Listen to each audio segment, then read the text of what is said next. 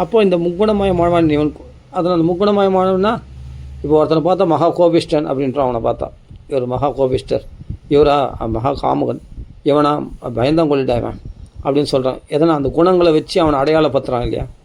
உண்மையிலேயே அவன் பயந்தவனும் இல்லை, காமுகனும் இல்லை, கோபிஷ்டனும் கிடையாது. அவன் ஆத்மா, ஜீவாத்மா.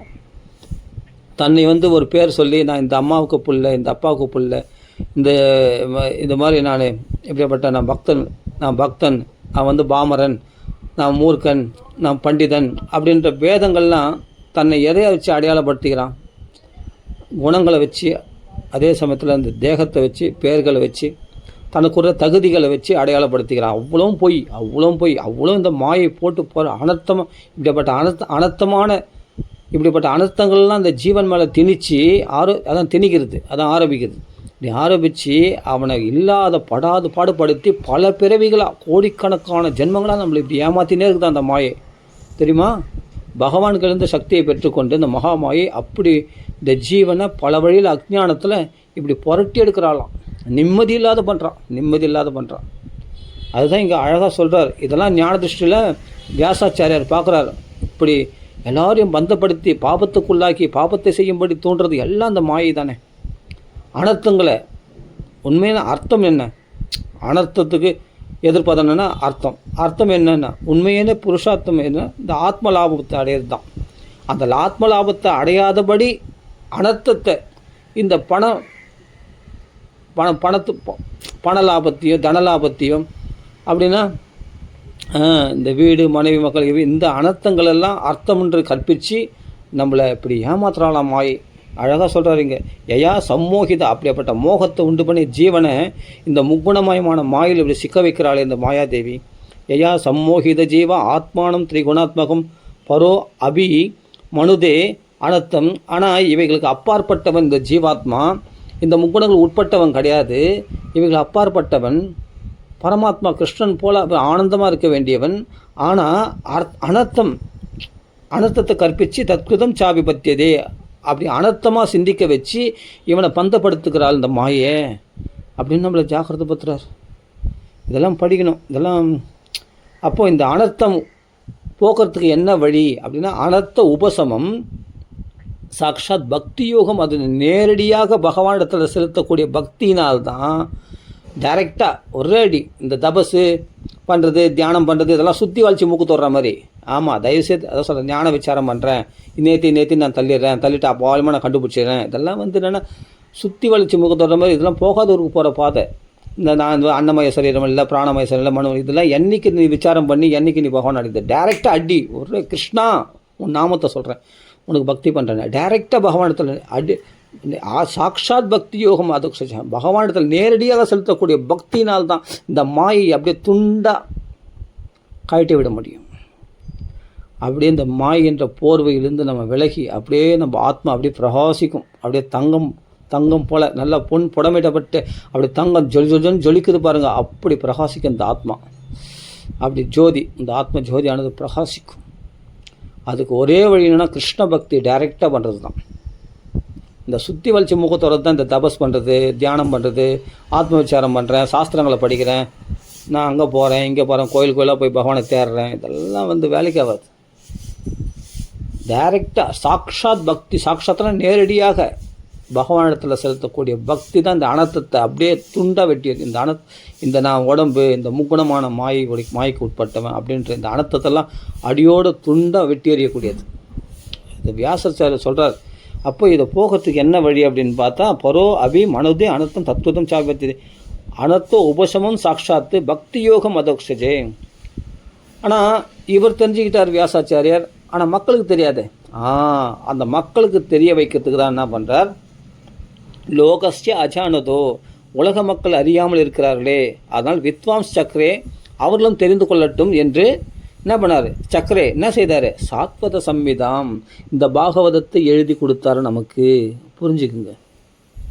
அப்போ பாகவதத்தினால கிருஷ்ணனுடைய பெருமைகளை பற்றி எடுத்து பேசும்போது, என் பெருமையை நான் பேச மாட்டேன், கிருஷ்ண பெருமைகளை பேசும்போது அதில் அவ்வளோ சுகம் இருக்குது. தற்பெருமை பேசினா சௌக்கியம் இருக்கா? கர்வம் தான் உண்டாகும்.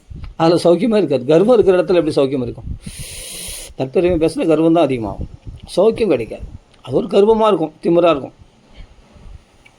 ஆனால் பகவானுடைய பெருமைகளை பேசினா மாயை அப்படியே பகவானுக்கு முன்னாடி வெட்கப்பட்டு ஒரே ஓட்டம் ஓடிடுறாளாம்.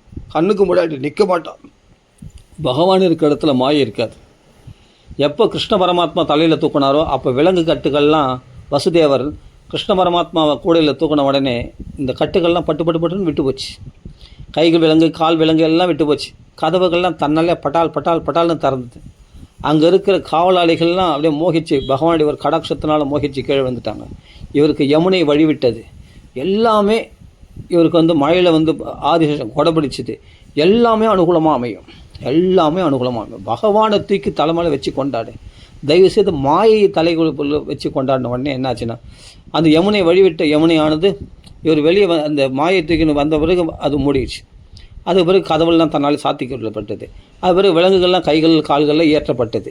ஏன்னா அவளும் மாயை கத்துறான் இல்லையா? அப்போ மாயாதேவி தலையில் தூக்கின உடனே மறுபடியும் விலங்குகள்லாம் பூட்டப்பட்டது. கிருஷ்ணனை கொண்டு போகும்போது கோகுலத்துக்கு கதவெல்லாம் திறக்கப்பட்டது. விலங்குகள்லாம் விலகிவிட்டது. எல்லாம் கரெக்டு. ஆனால் மாயை தூக்கின்னு வரும்போது அந்த யமுனை வழிஜலம் விட்டுருந்தா இல்லையா? மாயை தூக்கின்னு வந்த பிறகு அந்த யமுனை மூடி போச்சு.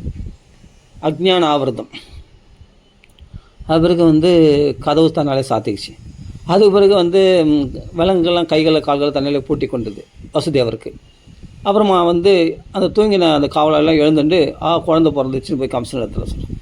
அப்போ மாயை தலையில் தூக்கி வச்சு கொண்டாடினதுனால எல்லா பந்த கட்டுகளும் நம்மை பிணைத்து விடுகிறது. அதான் அந்த விலங்குகள்லாம் கையில் மாட்டிக்கொண்டதுன்றது வசுதேவர் நல்லா தெரியுது இல்லையா? அதனால் நாம் என்ன பண்ணுறோன்னா உலக மாயையாகிய இந்த பணத்தை பெருசாக மதிக்கிறோம். அதை தான் தூக்கி தலைமையில் வச்சு கொண்டாடுறோம் சிரசு மேலே. ஆமாம், என் மனைவி, என் குழந்தைகள், என் பிள்ளைகள், என் சொத்து, என் சுகம், நான் தான் பெரிய ஆள், நான் தான் இந்த குடும்பத்து தலைவன் அப்படி இந்த மாயை தான் நம்ம என்ன பண்ணுறோம். இதெல்லாம் மாயா விஷயங்கள். இந்த மாயா உலக விஷயங்களை சிரசு மேலே வச்சுருக்க வரைக்கும் நமக்கு இந்த விலங்கு கட்டுகள் அவிழாது. நம்மளுக்கு பந்த கட்டுகள், நம்மளுக்கு சுதந்திரம் கிடையாது.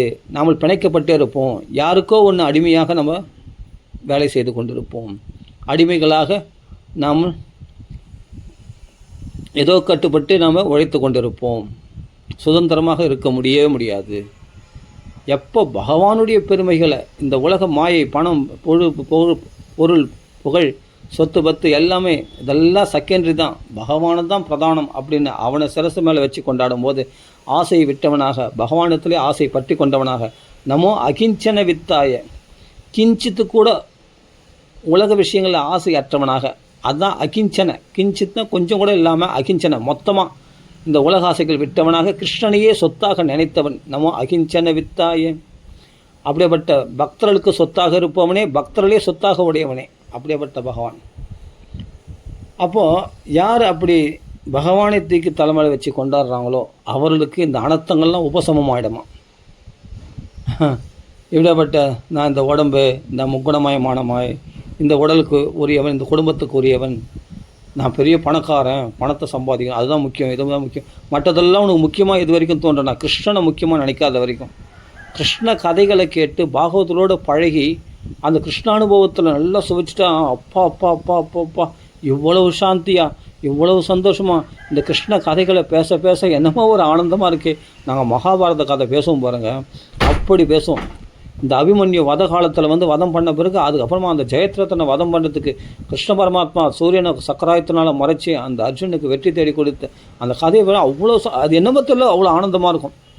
நான் எங்கள் மாமா பசங்களோடு சேர்ந்து இப்போ இந்த கதையை பேசுவோம். அவ்வளோ சூப்பராக இருக்கும். நீ சொன்ன கதை நல்லா இருக்குடா அப்படின்ட்டு எங்கள் மாமா, அது பெருமையாக சொல்கிறேன், தப்பு, சாரி, பெருமையாக சொல்கிறேன் நினைக்காதீங்க, அப்படி சொல்லுவார் எங்கள் மாமா. அப்படின்னா எங்கள் மாமா பசங்களோட போய் இந்த ஜாலியாக கதைன்னா நல்லா அனுபவித்து சொல்லுவோன்னா அந்த கதையை சூப்பராக நல்லா கேட்பாங்க. நல்லா இருக்குமாம்மா, நல்லா இருக்குமாம்மா, உனக்கு கதை தான் சொல்லு, கிருஷ்ணன் கதை உனக்கு கதை தான் சொல்லு அப்படின்னு மாமா பசங்களாம் கேட்பாங்க. ஏன்னா அது அவ்வளோ சௌக்கியத்தை கொடுக்கக்கூடியது கிருஷ்ணனுடைய கதைகள். வெறும் கதை அவ்வளோதான். நீ ஞானம் விசாரம் பண்ணுறேன், நான் அதை பண்ணுறேன், அதெல்லாம் வேணாம். நீ வெறும் கதையாக இருக்குது பாரு. கிருஷ்ண கதைகள் நிறைய இருக்குது பாருங்கள். அர்ஜுனன் புலம்புல போய் பாருங்கள், கிருஷ்ண குந்திஸ்துதியில் போய் பாருங்கள், விஷான் மகாக்னே, அது ஒன்றுத்துக்கும் அந்த விஷக்கூடத்தில் அரக்க மாளிகையிலேருந்து தெரிக்க நினச்சது, சபையில் திரௌபதி தொகில் வரும்போது கிருஷ்ணன் காப்பாற்றுந்து, வனவாசத்தில் துர்வாசம் அப்படி அது ஒன்றொன்றுக்கும் ஒரு கதை இருக்குது. ஒவ்வொரு வார்த்தைக்கும் ஒரு பதத்துக்கும் குந்திதேவி சொல்கிறேன், விஷான் மகாக்னே புருஷாதச, அது ஒன்றொன்றுக்கும் ஒரு கதை இருக்குது. அதெல்லாம் விரிவாக பேசணும்னா மனசுக்கு அவ்வளோ குளிர்ச்சியாக இருக்கும். அவ்வளவு சந்தோஷம் கிடைச்சிடும், பூர்ணமாக இருக்கும் மனசு. கிருஷ்ண கதைகள் அவனுடைய பெருமைகளை பேச பேச பேச பேச அப்படி துள்ளி குதிச்சுன்னு விளையாடுவீங்க நீங்கள். காலையில் நான் இந்த பாகவதம் பேசிவிட்டு 2.5 மணி நேரம் பாகவதம் பேசிட்டு அம்மா நான் வீட்டுக்கு கீழே போகிறேன். என்னமோ எனக்கு துள்ளல், அதான் என்னவோ வயசானா கூட நான் 5 வயசு குழந்த மாதிரி பஞ்சஹாயனா இருப்பாபா பூர்வேஷம் அபி பூர்வஜ, வயசானவன் தான் பூர்வேஷம் பூர்வஜ, ஆனால் பஞ்சஹாயனா இருப்பாபா சனகாதி முனிவர்கள் முன்னாடி படைக்கப்பட்டவர்கள், ஆனால் 5 வயசு குழந்தைகள் போல செஞ்சு எதனா அதை கால சமாதிஷ்ட ஜரா யுஷ்மன்ன பாததே, வயோதிகமே வந்து பாதிக்காதான், அது காலத்தினால் வரக்கூடிய ஜரா என்ன பாததே, ஜரை பாதிக்காதான். அப்படி துள்ளி வயசானா கூட அந்த கிருஷ்ண கதைகளில் ஒரு புஷ்டி, அந்த துள்ளல், அந்த இளமை வந்துருமா நமக்குள்ளே. அப்போ நம்ம மாயை விலகுதுன்னு எல்லா கவலைகளும் மறந்து ஒரு மனுஷன் சிரிக்கிறதே பெரிய விஷயம். இந்த குதூகலம், புத்துணர்ச்சி, தெம்பு இதெல்லாம் எப்படி வரும்னா கிருஷ்ண கதைகள் அந்த மாயை அடியோடு துரத்தி வச்சிடும். அதான் சொல்கிறேன், ஞான விசாரம் பண்ணுறேன், தியானம் பண்ணுறேன்னா டைம் வேஸ்ட் பண்ணுறேன், அதெல்லாம் வந்து சுற்றி வலிச்சு முக்க தொடுற மாதிரி, அதெல்லாம் ரொம்ப கஷ்டம், போகாதவருக்கு போகிற பாதை. கிருஷ்ண டைரெக்டாக பகவானத்தில் பண்ணக்கூடிய பக்தி இருக்குது பாருங்கள், அதுதான் பர்ஃபெக்ட். அதுவும் வெறும் கதா சிரவணம். நீங்கள் 1000 சோடசோபச்சாரங்கள்லாம் பண்ணுங்கள், எல்லாம் பூஜைகள் நல்லது தாங்க, நான் இல்லைன்னு சொல்ல வரலங்க. ஆனால் மெயினாக நல்லா புரிஞ்சிக்கணும், நாம கதாசிரவணம் இதுதாங்க சீக்கிரமாக பலன் கொடுக்கக்கூடியது, உடனே உங்கள் மனசை தெம்புபடுத்தக்கூடியது, உங்களுக்குள்ளே இருக்கிற மாயை அடியோடு அடித்து தள்ளக்கூடியது எதுனா இந்த கிருஷ்ண பக்தி தான். நான் சொல்கிறார் சாக்ஷாத் பக்தி யோகம் அதோக்ஷஜே, நேரடியாக பகவான்கள் பண்ணக்கூடிய பக்தி தான். அந்த பகவானுடைய பெருமைகள் தெரியாத மக்களுக்கு, அதான் சொல்கிறேன், அவர்களுக்கு தெரிய வைப்பது பக்தி. லோகஸ்ய அஜானதோ வித்வாம்ஸ் சக்கரே சாத்வத சம்மிதாம், அவர்களும் தெரிந்து கொள்ள வேண்டும் என்று இந்த சாத்வத சம்மிதை, சாதுக்களுக்கென்றே எழுதப்பட்ட சம்மிதை. சாத்வதன்னா சம்மிதை, சாத்விகமான சம்மிதைன்னு ஒரு அர்த்தம். சாதுக்களுக்கென்றே எழுதப்பட்ட, அதாவது யார் சாதுக்கள்? உலகப்பட்ட அற்றவர்கள், சன்னியாசிகள். அப்படிப்பட்ட பகவத் பரமாம்சர்களாகிய பாகவதத்திலே ரமிக்கக்கூடிய பக்தி சுவையில் அணிந்தவர்கள், பக்தி சுவையை அறிந்தவர்கள், அந்த ரச ஞானம் உடையவர்கள், ரசஞானம், அவர்களுக்கென்றே எழுதப்பட்ட புராணம் அந்த பாகவதம். அதனால தான் இது பாரமம்சிய தர்மம்னு சொல்லப்படுது. இந்த பாகவதம் பாரமம்சியம்னா வெறும் சன்னியாசிகள்லாம் வீட்டை விட்டு துறவியாக போயிட்டாங்க ஆண்டிங்க அப்படின்னு நினச்சக்கூடாது. இல்லறவாசிகளே அந்த நிலையில் நீ இருந்து பாரு, அந்த சௌக்கியத்தை அனுபவிச்சு பாரு. சர்வ கர்மாணி மானச சந்நியாசஸ்தே, உடலால் சந்நியாசம் வாங்காத, மனசால் சந்நியாசம் வாங்க. அப்போ தான் நான் சுகம் வசி, சர்வகர்மானி மானச சந்நியாசஸ்தே சுகம் வசி, மனசால சந்நியாசம், எல்லா கர்மாக்களையும் மனசால திறந்துடு, மனசால சந்நியாசம் வாங்கினா தான் சுகம் வசி. அப்போது நவத்வாரே புரேதேகி நைவ குருவன் ந காரியன், இந்த 9 துவாரம் உள்ள இந்த கீதையில் பகவான் சொல்கிறான் இல்லையா, அருமையான விஷயம் இதெல்லாம். அந்த ஸ்லோகம்லாம் ரொம்ப பிடிக்கும் எனக்கு. இந்த தேகத்தில் நீ செய்பவனும் கிடையாது, செய்வதற்கு காரணமாகவும் நீ அமையறதில்லை இந்த ஜீவாத்மா. புரியுது? அந்த தேகியானது இந்த தேகத்தில் செய்யக்கூடிய விஷயங்களுக்கு நீ உடந்தையாக மாட்ட, அவைகளிலிருந்து நீ விடுபட்டுருவே, அவைகளால் வரக்கூடிய பாவ புண்ணியங்களால் நீ பாதிக்கப்பட மாட்டே, ரிலாக்ஸாக சுகம் வசி சுகமாக இருப்ப. எப்படின்னா மனசால் கர்மாக்களை நீ திறக்கும் பொழுது. எப்படி திறக்க முடியும்னா கிருஷ்ண கதைகளில் சுவைக்கும் போது தான் நீ உலக விஷயங்களில் பட்டுக்கள்லாம் உன்னால் திறக்க முடியும். நல்லா புரிஞ்சுக்குங்க. பாகவத கதைகளை, கிருஷ்ண கதைகளை பேச பேச பேச பேச தன்னாலேயே உலக ஆசைகள் வெறுத்து போயிடும். இந்த கிருஷ்ண கதை பேசாமல் இருந்தால் உனக்கு என்னவோ அப்படியே வெளிச்சோடி போயிடும், உலகமே இருட்டாக தெரியும். யாராவது ஒருத்தர் கூப்பிட்டு உட்கார வச்சுன்னு கிருஷ்ண கதைகளை பேசணும், அவனுடைய பெருமைகளை பேசணும். விஸ்வரூபம் எடுத்து அர்ஜுனுக்கு காண்பிச்சோம்னா பகவத்கீதையிலே நான் ரமிப்பேன். எப்படின்னா அந்த விஸ்வரூபம் ஒரு லீலை தானே, பகவத்கீதை உபதேசம்னுவாங்க, அதில் ஒரு லீலை பண்ணியிருக்கானே பகவான். விஸ்வரூபம் எடுத்து அர்ஜுனுக்கு ததிகணந்தன் தாளம் மூட வச்சானே, முன்ன நமஸ்காரம், பின்ன நமஸ்காரம், சைடில் நமஸ்காரம், இந்த சைடு நமஸ்காரம், லெஃப்ட் சைடு நமஸ்காரம், ரைட் சைடு நமஸ்காரம் அப்படின்னு சொல்லிட்டு அவன் பிரார்த்தனை பண்ணியிருக்கான் பாருங்க. அப்படி தள்ளி போதும் போதும், இந்த ரூபம் இருக்கிறதுல தைரியசாலி நான் தான் நினச்சேன். கட்சியில் பார்த்தா விஸ்வரூபம் காட்டினது போதும், அந்த ரூபத்தை சுருக்கினா பகவான் சங்க சக்கர கதாதார ரூபத்தை சுருக்கி அப்போ 2 கையில் உள்ள கிருஷ்ண ஸ்வரூபத்தை காண்பிச்ச உடனே அப்பா இப்போ தான் நான் சாந்தி அடைந்தேன். அந்த விஸ்வரூபத்தை பார்க்க முடியாது, அப்படி ஒரு பயங்கரமாக இருக்குதான். அர்ஜுனனே பயந்துட்டான். அப்போ அப்படி ஒரு லீலையை புரிகிறார் இல்லையா பகவான். விபூதி யோகம் முடிஞ்சோடனே அந்த விஸ்வரூப தர்ஷனம் 11வது அத்தியாயம் அருமையாக இருக்கும் படிக்கிறதுக்கு. அதெல்லாம் அப்படி கிருஷ்ண பக்தி, பகவானுடைய பெருமைகள். அர்ஜுனன் வந்து பகவானை கேட்டான், துரியோதனன் வந்து நாராயண படைகளை கேட்டான். அந்த கதைலாம் ரொம்ப அழகாக இருக்கும் அதுக்கு அதை சொல்ல ஆசையாக இருக்கும். எனக்கு திருப்பி சொல்லணும் போல ஆசை இருக்கும். அதனால் கொஞ்சம் விரிவாக சொல்லுவேன். எனக்கு யாருக்கெல்லாம் கெச்சானா சின்ன பசங்க அவங்களுக்கு உட்கார வச்சு இந்த விரிவாக சொல்லுவேன். இதை பற்றி பேசினாவே அவ்வளோ சௌக்கியமாக இருக்கும், ரொம்ப பிடிக்கும். அதே மாதிரி ராமர் கதைகள் அந்த சுவை வேறு. அந்த இதில் போயிட்டோன்னா அந்த பாட்டிலேயே போயிடணும், அந்த ராமர் கதையிலேயே, அந்த ராமாயணத்தில் அது ஒரு சுவை. அதுக்கப்புறம் இது பாகவத் திரும்பக்கூடாது. பாகவத்தில் போயிட்டா பாகவத் விஷயங்களாகவே படிக்கணும், அவ்வளோ சூப்பராக இருக்கும். அதை பற்றி பேச பேச ஆனந்தமாக இருக்கும். ஆனால் இது வேலை இல்லாத வேலை, இவங்க எதோ சம்பாதிக்கிறதுக்கு துப்பு இல்லாமல் இது போல் வெறும் வெட்டி கதைகளை, கிருஷ்ண கதைகள், இந்த பாகவத்தை பேசின்னு இருக்காங்க அப்படின்னு எங்களை அலட்சியப்படுத்தியிருக்காங்க. ஆனால் உண்மையிலேயே இவங்க சம்பாதிக்கிற நல்ல சொத்து சுகங்களை வச்சுருக்குன்னு சொல்கிறவங்க தான் பரிசையில் பார்த்தா ஒருத்தர் கோல் சொல்லிக்கின்னு, புறம் சொல்லிக்கிட்டு, மனசை கலங்கமாக்கிண்டு, துவேஷ மனப்பான்மையோடு கஷ்டப்படுறாங்க, புலம்பின்னு இருக்கிறாங்க. நாங்களாம் சந்தோஷமாக தான் இருக்கிறோம். நாங்கள் கிருஷ்ண கதைகளை பேசினா ஆனந்தமாக தான் இருக்கிறோம். எங்களுக்கு உங்களெல்லாம் பணம் இருந்தால் தான் சந்தோஷம், எங்களுக்கெல்லாம் பாகவதம் கிருஷ்ண கதை இருந்தால் தான் சந்தோஷம். ஏன்னா பணத்தில் சந்தோஷம் இல்லைன்னு தெரிஞ்சு போச்சு இல்லையா? பாகவதம் இதை படித்தவங்களை பக்தர்களுக்கு தன்னாலே தெரியும். அது பகவான் தெரிய வச்சுட்டோம், இதில் சந்தோஷம் இல்லை, இது நம்மளுக்கு நிம்மதி கெடுக்கக்கூடியது, கெடுக்கத்துனே வந்திருக்கு. இந்த சொத்து சுகம் பணம் லாபங்கள் எல்லாம் உன் மனசு நிம்மதி கெடுக்கிறதுக்கு. ஏற்கனவே நல்லா நிம்மதி அனுபவிச்சுன்னு இருப்பேன். இப்போ ஏதோ சொத்து உன் கைக்கு வரும்போது, பணம் உன் கைக்கு வரும்போது நான் பயந்து நடுங்குவேன். என்ன பண்ணுறது, எப்படி பண்ணுறது, இது எப்படி செலவழிக்கிறது, இவ்வளோ பணம் அது அப்படின்னு உனக்குள்ளே இவ்வளோ பணம் வருது என்ன பண்ணுறது, அப்படி பண்ணுறது. நான் சொத்து கைக்கு வரப்போகுது அப்படின்னா அப்போது யாருன்னா பிடிங்கிடுவாங்களா, யாருன்னா இதுக்கு போட்டி வந்துடுவாங்களா, அப்படி இப்படின்னு நம்ம உறவினர்களே நம்மளுக்கு எனக்கு வேணும் அவங்களுக்கு வேணும் அப்படின்னு சொல்லிட்டு போட்டி போடுவாங்களா அப்படின்னு பயம். உறவினர்களை கண்டே பயப்படுவாங்க, வெளியால் இல்லை, உறவினர் கண்டே போயிடுவான். வீட்டில் இருக்கிற மனைவி குழந்தைகளுக்கு பாகம் பிரித்து கொடுக்கணும் இல்லையா, அவங்களுக்கு குறித்தே இவன் பயப்படுவான் சொத்து சுகத்தினால. அப்படின்னா சந்தோஷமாக இருக்கிறான்னு நினைக்கிறீங்களா? சொத்து சுகம் வச்சுக்கிறோம்லாம், பணம் தான், அதிகமான துன்பங்கள் அவங்க தான் அனுபவிக்கிறாங்க.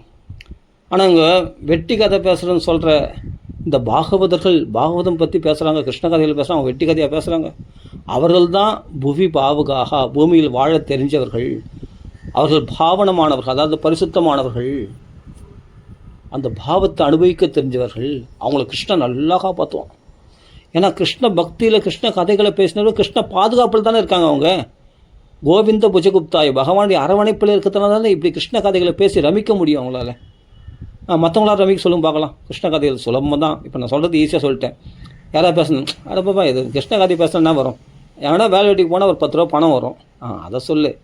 அப்போது வெளிப்புறமான நோக்கம் கொண்டவர்கள் அந்தர்முகமாக இருக்கக்கூடிய அந்த ஆத்மானந்தத்தை கொடுக்கக்கூடிய கிருஷ்ண கதைகளை பேசணும். இது ஆத்மானந்தத்தை கொடுக்கக்கூடியது. இது துருவன் சொல்கிறாருன்னா பிரம்மானந்தத்தை விட வசதியாக இந்த கிருஷ்ண கதைகளான ரசமானது தெரியுமா? பிரம்மானந்தம் கூட இந்த கிருஷ்ண கதைக்கு சமமான ஆனந்தத்தை கொடுக்காதான், அவ்வளோ வசதியாங்க இந்த கிருஷ்ண கதை. அந்த பாகவதர் வாக்கில் கிருஷ்ண கதைகளை கேட்டு அதை அனுபவிச்சிட்டவங்களுக்கு பிரம்மானந்தத்தை கூட விரும்பமாட்டாங்களாம். அப்படி சொல்லி இன்னொரு அர்த்தம், அது பிரம்மரசன்னா பிரம்மலோகத்தில் பிரம்மதேவர் எந்த சௌக்கியத்தை அனுபவிக்கிறார் அந்த சௌக்கியம் கூட இந்த கிருஷ்ண கதை சௌக்கியத்துக்கு ஈடாகாது, இணையாகாது அப்படின்னு துருவன் ஒரு ஸ்லோகத்தில் சொல்கிறார். 12 ஸ்லோகத்தில் ஸ்தோத்திரம் பண்ணுறாலே அது ஒரு ஸ்லோகத்தில் சொல்கிறார். அவ்வளோ விசேஷம். இந்த கிருஷ்ண கதைகளை பற்றி பேசுறது தான் நேரடியாக மாயையை துரத்தி அடிக்கிறதுக்கான ஒரே வழி, கலிபுருஷனை துரத்தி அடிக்கிறதுக்கு ஒரே வழி. அதனால் பக்திர் உற்பத்தியதே சோகமோக பயாபக அடுத்த ஸ்லோகத்தை சொல்கிறார். அதனால் எஸ்யாம் வை சூயமானாயம் கிருஷ்ண பரமபூருஷே, இந்த பாகவதத்தை கிருஷ்ணனுடைய பெருமைகளை லீலைகளை கேட்டுக்கொண்டு இருக்கும்போதே, கேட்ட பிறகு இல்லை, சூயமானாயம் கேட்டுக்கொண்டு இருக்கும்போதே பரமபுருஷன் ஆகிய பரமாத்மாவாகிய கிருஷ்ணனிடத்தில் பக்திர் உற்பத்தியதே, கிருஷ்ணனிடத்தில் அந்த பாகவதம் கேட்டுக்கொண்டு இருக்கும்போதே அப்படியே நம்ம கண்ணீர் மண்டது, தொண்டை கத்கதம் உண்டாயிடும், ரோமாஞ்சனம் ஏற்பட்டுடும். அப்படியே நம்மளுக்கு அப்படியே கிருஷ்ணா ஹரி ஹரி ஹரி ஹரி வாசுதேவா கிருஷ்ணா கிருஷ்ணா கிருஷ்ணா வாசுதேவா ஸ்ரீ கிருஷ்ண கோவிந்தா ஹரே முராரே அப்படின்னு நம் நாக்கு தழுக்குமா, பேச்சு வராதான், தொண்டை முட்டிக்குமா, அப்படியே கண்களில் கண்ணீர் மல்குமா. அந்த கிருஷ்ண கதைகளை கேட்டுக்கொண்டு இருக்கும்போதே நமக்கு அப்படியே பக்தி நமக்குள்ளே அப்படியே பிச்சுட்டு வருமா. பக்தி உற்பத்தியதே பக்தி உண்டாகுமா. எப்படிப்பட்ட பக்திடான்னா அந்த பக்தி கிருஷ்ண கதைகளில் அந்த ரசத்தில் அனுபவித்து அதில் மெய் மறந்து அதில் பூரிச்சு போய் அதில் பூர்ணநிலை அடைஞ்சவனுக்கு எப்படின்னா சோக மோக பய அபகா, அப்புறம் உலகத்தை பற்றி அவன் திரும்பியே பார்க்கறது இல்லையே. கிருஷ்ண கதையில் ரமிச்சவனுக்கு இந்த சோகம் என்னன்னு தெரியும், மோகம்னா எது அவனை மயக்க முடியும், எந்த சோகங்கள் அவனை தாக்கும், இல்லை எந்த பயம்தான் அவனை பாதிக்கும். ஏன்னா அவன் கிருஷ்ண பாதுகாப்பில் இருக்கிறானே. ஆமாம், கிருஷ்ண கதைகளை பேசி பரஸ்பரம் போதையந்து, இந்த கிருஷ்ண கதைகளை பேசி ஆனந்தப்பட்டு அந்த பக்தியில் தளித்து கொண்டு இருக்கிற அந்த பக்தரில் இந்த சோகமோக பயங்கள்லாம் என்ன பண்ணும்? சோகமோக பயங்கள்லாம் அபகரிக்கக்கூடிய பக்தி அல்லவா இது கிருஷ்ண கதைகளை பேசுறது? அப்படிப்பட்ட சாத்வத சம்ஹிதையை எழுதினாராம் பாகவதத்தை வியாசாச்சாரியார். எஸ்யாம்பை சூயமானாய் கேட்டுக்கொண்டிருக்கும் போதே மாயை கடந்துறானா. இந்த சோகம் மோகம் பயம் இதுதானே மாயை, வேற என்ன மாயை? அந்த மாயை அப்படியே ஹரணம் பண்ணிடும், நம்ம விட்டு அந்த மாயை விளக்கிடும். எப்போல்லாம் கிருஷ்ண கதைகளை பேசுகிறானோ பகவான் நாம சொல்லலாம், அப்போல்லாம் மாயிலிருந்து விலகி இருக்கிறான்னு தெரிஞ்சுக்கணும். அப்போல்லாம் சோகமோக பயங்களால் தாக்கப்படாமல் இருக்கிறான். இதை விட்டு வெளியே போனால் இந்த சோகம் வந்து ஏதாவது ஒரு கஷ்டம் வந்து தாக்கும். இல்லை எதையாக ஒன்று ஆசைப்பட்டுன்னு இருப்பேன், ஒன்று ஆசைப்பட்டுன்னு இருப்பேன், இல்லை பயந்துன்னு இருப்பேன், இல்லை எதையா நினச்சி கவலைப்பட்டுன்னு இருக்க போகிறேன். வேறு என்ன பட போகிறேன் நீ புதுசாக? சோகம் மோக பயாபகா, இந்த 3 தானே மாயே. வேறு என்ன? ஒன்று மோகம், அது நல்லாயிருக்கு, இது நல்லாயிருக்கு, அது ஆசையாக இருக்குது, அது அடையணும், இது அடையணும், அதை வாங்கணும், இது வாங்கணும், அதை அனுபவிக்கணும், இதை சோதிக்கணும். அது முட்டாளா நீ புன சர்வீத எத்தனை தடவை இது ஏன் அனுபவிச்சிருப்பேன்? அந்த ஆசை விடலையான்னு விட முடியலையே. அப்போ விடுறதுக்கான வழி சொல்கிறவா கிருஷ்ண கதைகளை பேசு, தன்னாலே விட்டுடும். அதாவது கிருஷ்ண கதைகளை பேசுறது தான் பக்தின்னு நிறைய பேர் தெரிய மாட்டேங்குது. பக்தின்னா என்னென்னா வேறு என்னென்னவோ சொல்கிறாங்கப்பா, பூஜைகள் பண்ணணும், அப்படி பண்ணணும், இப்படி பண்ணணும், கோயில்கள் சுற்றணும், இந்த பூஜை இந்த கட்டுப்பாடு விதிகள்லாம் கடைப்பிடிக்கணும், இதுதான் பக்தி. ஒன்றுமே இல்லை, அங்கே டேரெக்டாக சொல்கிறாங்க கிருஷ்ண ஒருத்தர் கூடி உட்காந்துன்னு 2 பேர் உட்காந்து வீட்டில் உட்காந்து கிருஷ்ண கதைகளை பேசுங்க, பெருமைகளை பேசுங்க, இதாங்க பக்தி. நீங்கள் குளிக்கிறீங்களோ குளிக்காட்டி போங்க, குளிச்சாலும் சரி குளிக்காட்டி போடுங்க. நீ சுத்தபத்தம் இல்லைன்னா கூட பரவாயில்ல, நீங்கள் விளக்கு ஏற்றி வச்சுன்னு பாகவதம் படிக்கணும்னு அவசியம் இல்லைங்க. ஒருத்தர் 2 பேர் உட்காந்துங்க, உனக்கு கிருஷ்ண கதை தெரியுமா நீ பேசு, அவங்க கேட்கட்டும். அவங்களுக்கு கிருஷ்ண கதை தெரியுமா அவங்க சொல்லட்டும். பொழுதுபோக்குறது க்ஷணார்த்தம் க்ஷேமார்த்தம். க்ஷேமாக பொழுதுபோக்குறதுன்னா இது காலக்ஷேமம். காலக்ஷேமன்றது என்னென்னா க்ஷேமாக பொழுதுபோக்குறது தான். பகவானுடைய கிருஷ்ணனுடைய பெருமைகளை பற்றி ஒருத்தர் பேசுகிறீங்க பற்றியா, இதுதான் பெரிய பக்தி யோகமே. நீங்கள் என்ன தான் நீங்கள் இந்த ஷவணம் கீர்த்தனம் விஷ்ணுஹ ஸ்மரணம் இதுதான் மெயின். ஷவணம் கீர்த்தனம் விஷ்ணு ஸ்மரணம், இந்த 3 போதும். இதையே நினச்சின்னு இருக்குது, இதையே கேட்கறது, இதே ஷவணம், இது போதும். மற்றதெல்லாம் அடுத்தது தான். ஆனால் முதல் இதுதான் பெரிய பக்தி. சொல்லப்போனால் கலியுகத்துக்கு கதாசிரவணம் தான் பெரிய பக்தி, கதை கீர்த்தனம் தான். ஒருத்தர் பரஸ்பரம் போதையந்திரம் வந்துச்சு, ஒருத்தர் பரஸ்பரம் போதிச்சுங்க ரமிங்க. அப்போ நீங்கள் மாயிலிருந்து சுத்தமாக விடுபட்டு இருப்பீங்க. பரிசுத்தமான ஆத்மாவாக நீங்கள் பிரகாசிக்கத்தை நீங்கள் பார்க்கலாம். உங்களுக்குள்ளே குதூகலம் வந்துடும், சந்தோஷம் வந்துடும், துள்ளி குதிப்பீங்க, அவ்வளோ ஆனந்தமாக இருக்கும். அப்படின்னா நீங்கள் மனசு பரிசுத்தமாயிடுச்சுன்னு அர்த்தம். ஒரு க்ஷணத்தில் பரிசுத்தமாக்கக்கூடியது இந்த கிருஷ்ண கதையானது.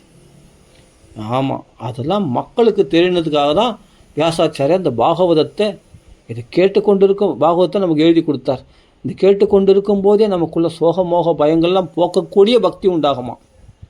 பக்தி உற்பத்தியதே பும்சகா சோகமோக பயாபகா. புரியுதுங்களா? இதான மாயை.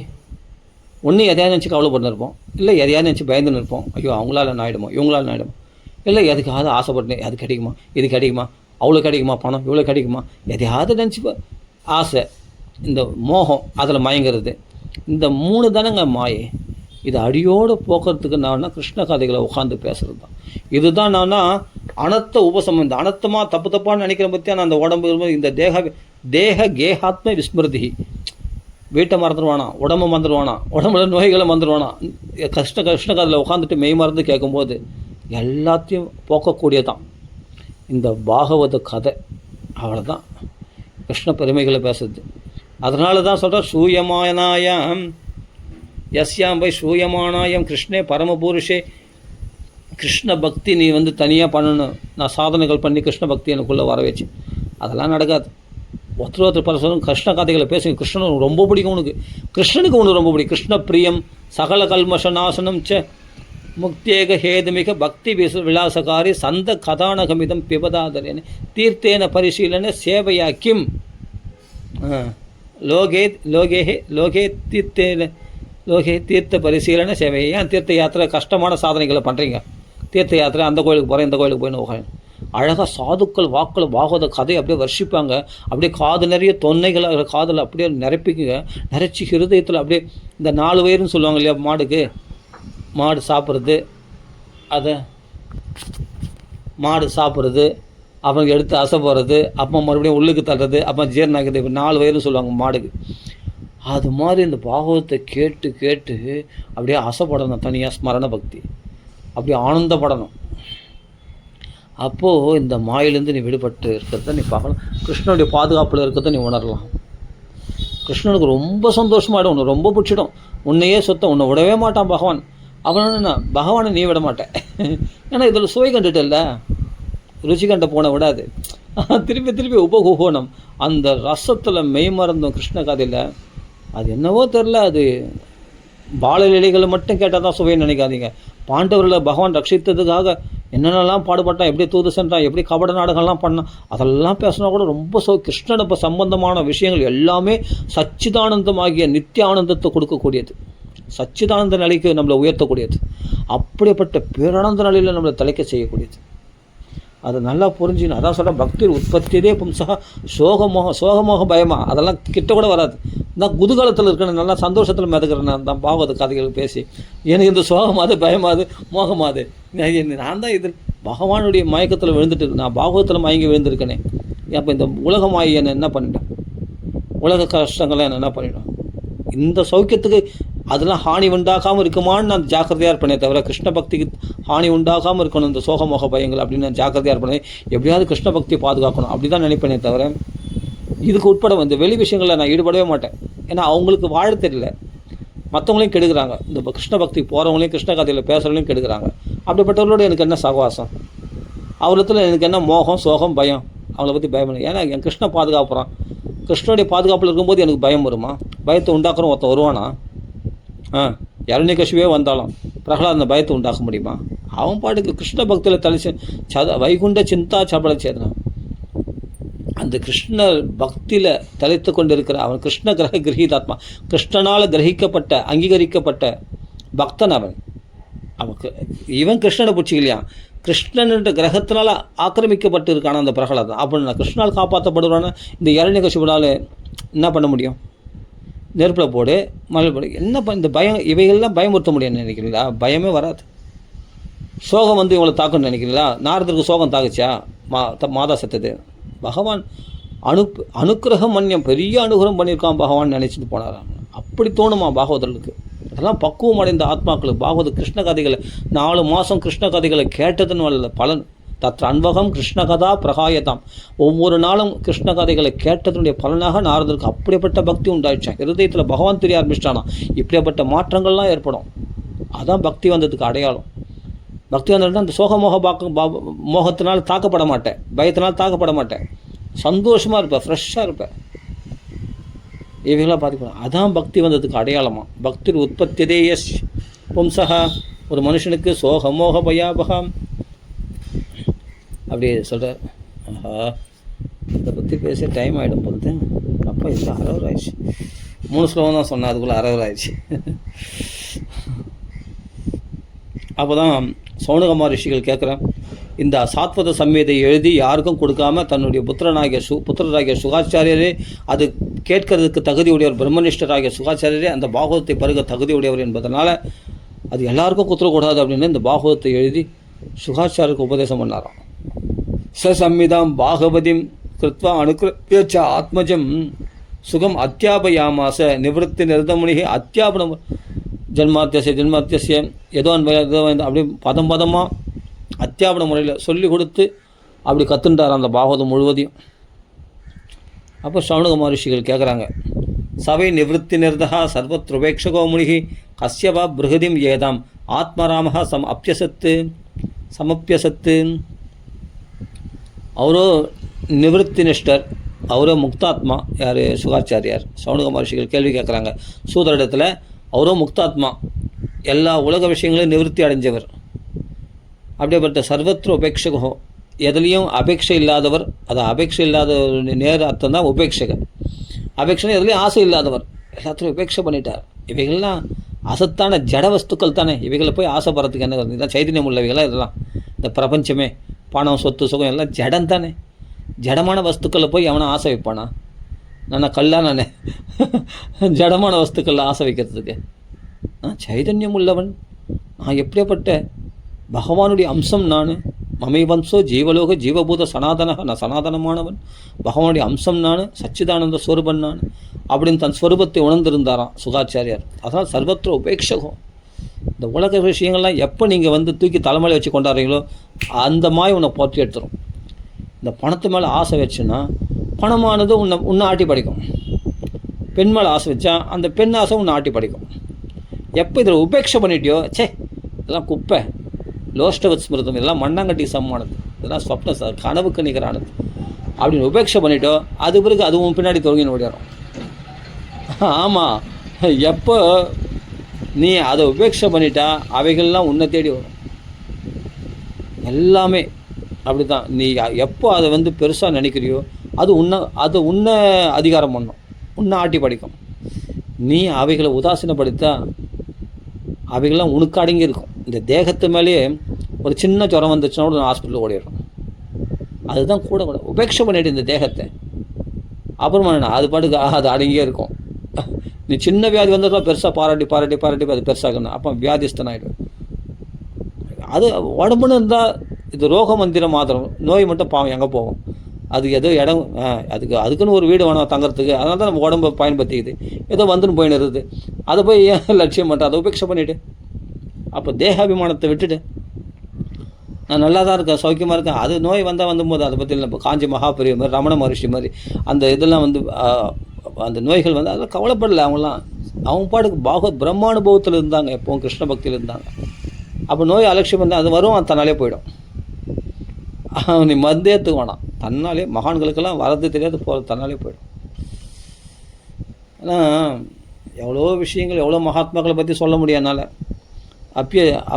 அப்பைய தீட்சிதர்னு ஒரு மகாத்மா, வயிற்று வலி, தாங்காத வயிற்று வலி, அது ஒருத்தருடைய பாவத்தை வாங்கிட்டார், அதனால் அவர் வயிற்று வலி வந்துடுச்சு.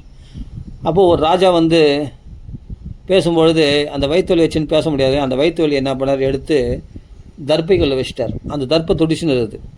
அப்போ அந்த ராஜா ஒரு நேரம் பேசிட்டு கடைசியில் அந்த மகாத்மாக்களை கேட்கக்கூடாது. அப்பைய தீட்சிதர் சுவாமி, நான் உங்களை ஒன்று கேட்கணும், நீங்கள் தப்பாக நினச்சக்கூடாது, பரவாயில்ல கேளு பாபின்னு. பக்கத்தில் நாங்கள் பார்த்தா அந்த தர்ப்பை துடிச்சுட்டே இருக்குது. அது என்னன்னு, ஒன்றும் இல்லைப்பா, நான் எனக்கு ஒரு வயிற்று வலி, அந்த வயிற்று வலியை எடுத்து அந்த தர்ப்பையில் வச்சுருக்கேன், நீ போன உடனே எடுத்து மறுபடியும் நான் என் வயிற்றில் விட்டுப்பேன், ஏன்னா நான் அதை அனுபவிக்கணும்னு இருக்குது, அதை அனுபவிச்சுப்பேன்.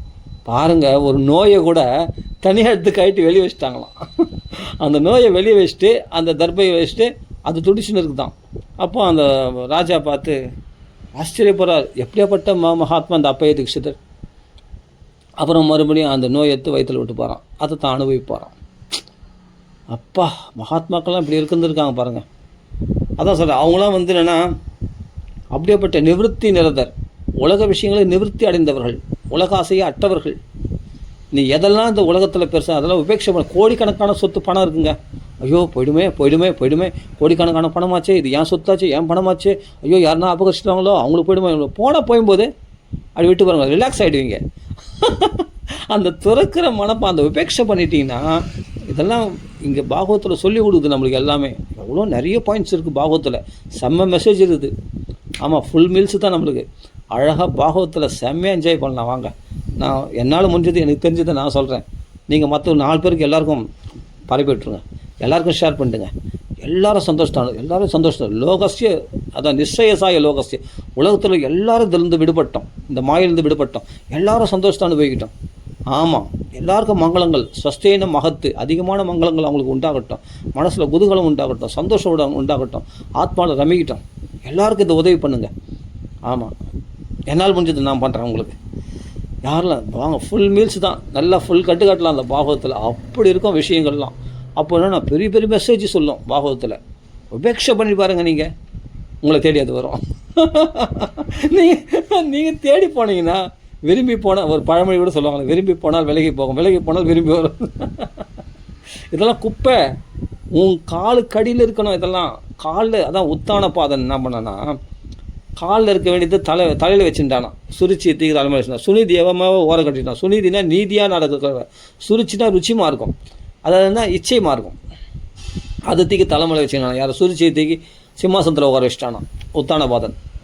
அப்போ பாதத்தில் இருக்க வேண்டிய உத்தானம் மேலே வச்சிங்கன்னா அதுதான் உன்னை ஆட்டி படிக்கும். சுருச்சி ஆட்டி படிக்கிறா, சுருச்சிக்கு பதில் சொல்ல முடியல. தன் புள்ள துருவனையே மடியில் உட்கார வைக்க முடியல, தன் புள்ள துருவனை கொஞ்சம் முடியல. ஏன்னா அடிமை ஆகிட்டான் சுருச்சிக்கு. இப்படி தான் பண்ணும். அப்படி தான் உலக விஷயங்களும். பணத்துக்கு நீ அடிமை ஆகிடுவேன், இந்த மாய்க்கு நீ அடிமை ஆகிடுவேன், உன்னை போட்டு எடுக்கும். அப்போ நீ தான் அது சொல்கிற பேச்சு தான் நீ கேட்கணும். அது உன்னை ட்ரைவ் பண்ணும். அது உன் வாழ்க்கையை அது திசை திருப்போம். அதுக்கேற்ற மாதிரி நீ பொய் சொல்லலாம், பொய் சொல்லுவேன், கபடமாக நடப்ப, உன் நேர்மையெல்லாம் விட்டுடுவேன். ஏன்னா பணம் போய்டுமே, பணம் நம்ம விட்டு போய் கைவிட்டு போய்டுமே, சொத்து நம்ம கைவிட்டு போய்டும். அதுக்காக போய் சொன்னால் தப்பு இல்லை. அதுக்காக சம்பாதிக்கிறதுக்காக நம்ம போய் சொன்னால் நம்ம விருத்திக்காக வாழ்க்கை நடத்தணுமே, அதுக்கு பணம் வேணுமா அதெல்லாம் போய் சொன்னால் அப்படின்னா பணம் உன்னை வழி நடத்துது. புரியுதுங்களா? பாகவத வழி நடத்தலை, பகவான் வழி நடத்தலை. பகவான் இஷ்டப்பட்டு எல்லாம் பகவான் செய்கிற செயல். பகவான் நம்மளை ஆட்டி படிக்கலாம். பகவான் ஒன்றே ஆட்டி படிக்கல. உன் பணம் ஒன்று ஆட்டி, உன் ஆசை ஒன்று, அந்த பணத்து மேலே உள்ள ஆசை ஒன்று ஆட்டி படிக்குது. ஜாக்கிரதை. அதுக்கு நீ அடிமையாகக்கூடாது. உபேட்சை பண்ணிவிடுங்க. அப்படி உலகத்தில் எல்லா விஷயங்களையும் உபேட்சை பண்ணிட்டாராம். அதனால் ஆனந்தமாக இருந்தோம். எப்போ நீங்கள் இதை திறந்தீங்களா, அந்த ஆசையை விட்டீங்களா, அப்போ ஃப்ரீ ஆகிடுங்க, ரிலீஸ் ஆகிடுங்க, ஃப்ரீ ஆகிடுங்க. மனசு நிம்மதி கட்சிடும், சௌக்கியமாக இருப்பீங்க. இதுதாங்க பாகவதன் நம்மளுக்கு சொல்லி காட்டக்கூடிய அருமையான வழி. அதான் சார் சர்வத்திர உபேக்ஷகோ முனிகி. அப்படிப்பட்ட முனிவராக இருந்தாராம். மனுஷனாக இல்லை, முனினா மனநசீல். எப்போ ஆத்மானுசந்தானம் பண்ணிகிட்டே இருக்கிறது தான் மனநசீலர்கள் தான் முனிவர்கள். நம்ம அது ஆத்மனிஷ்டையிலே ரமித்து கொண்டிருந்தாராம் சுகாச்சாரியார். அதுதான் சொல்கிறேன். கஸ்யவா பிரகதிம் ஏதாம். இப்படிப்பட்ட பெரிய ஆக்கியானமாக்கி, அந்த பெரிய புராணமாக்கி 18,000 ஸ்லோகம் கொண்ட அந்த பாகவதத்தை எதனால் அபியாசம் பண்ணார்? அப்படிப்பட்ட எல்லாத்தையும் உபேட்சை பண்ண இந்த பாகவத்தை மட்டும் ஏன் இப்படி கொண்டாடினார், பாகவத்தை அபியாசம் பண்ணார் அப்படின்னு சௌனகாதி மகர்ஷிகள் கேட்ட உடனே அப்போ தான் வியாசாச்சாரியார் சுகாச்சாரிய உபதேசம் பண்ணார் அப்படின்னு சொன்னார் இல்லையா, சூதர் சொன்னார் இல்லையா. இப்போ சூதர் பதில் சொல்கிறார் சௌனகாதி மகர்ஷி கேட்ட கேள்விக்கு. இவ்வளோ அவருக்கு ஆக வேண்டியது, அவரே முக்தாத்மா சுகாச்சாரியார். அவர் உலகத்தில் எல்லாத்தையும் உபேட்சை பண்ணிட்டார். அவர் தான் இனிமேல் அவருக்கு பாகவதம் படித்து ஆக வேண்டியது ஒன்றும் இல்லை. அவர் பிரம்மனிஷ்டர், பிரம்மானுபவத்தில் இருக்கக்கூடியவர். அப்போ எதுக்காக இவ்வளோ பெரிய புராணத்தை அவர் வியாசடத்திலிருந்து கற்றார் என்று கேட்கிறார்கள் சௌனகாதி மகர்ஷிகள். அப்போ சூதர் பதில் சொல்கிறார். என்ன பதில் சொல்கிறார்? ஆத்மா ராமாஸ்த சூத உவாச்ச ஆத்மா ராமாஸ்த முனைய நிர்கந்தா அப்பியுருக்கிரமே குர்வந்தி அகைதுகிம் பக்திம் இத்தம்பூத குணோஹரிஹி. ஆத்மாவிலே ரமிக்கக்கூடிய மகாத்மாக்கள் கூட உண்மையிலே ஆத்மாவில் ரமிக்கிறவங்க தான் பாகவத்தில் ரொம்ப பெரிய முடிவுகளாக இருப்பாங்க. லோகத்தில் பணத்தாசை பெண்ணாசை உடையவர்கள் இவர்கள் கிருஷ்ண பக்தி வரவே மாட்டாங்க. இவங்களுக்கு அந்த பக்தி வர்றது ரொம்ப கஷ்டம். ஆனால் ஆத்மாராமர்கள் நானும் உருவம் இல்லை, அருவம் வழிபாடு தான் அப்படின்னு அத்வைதியாக இருந்தாராம்.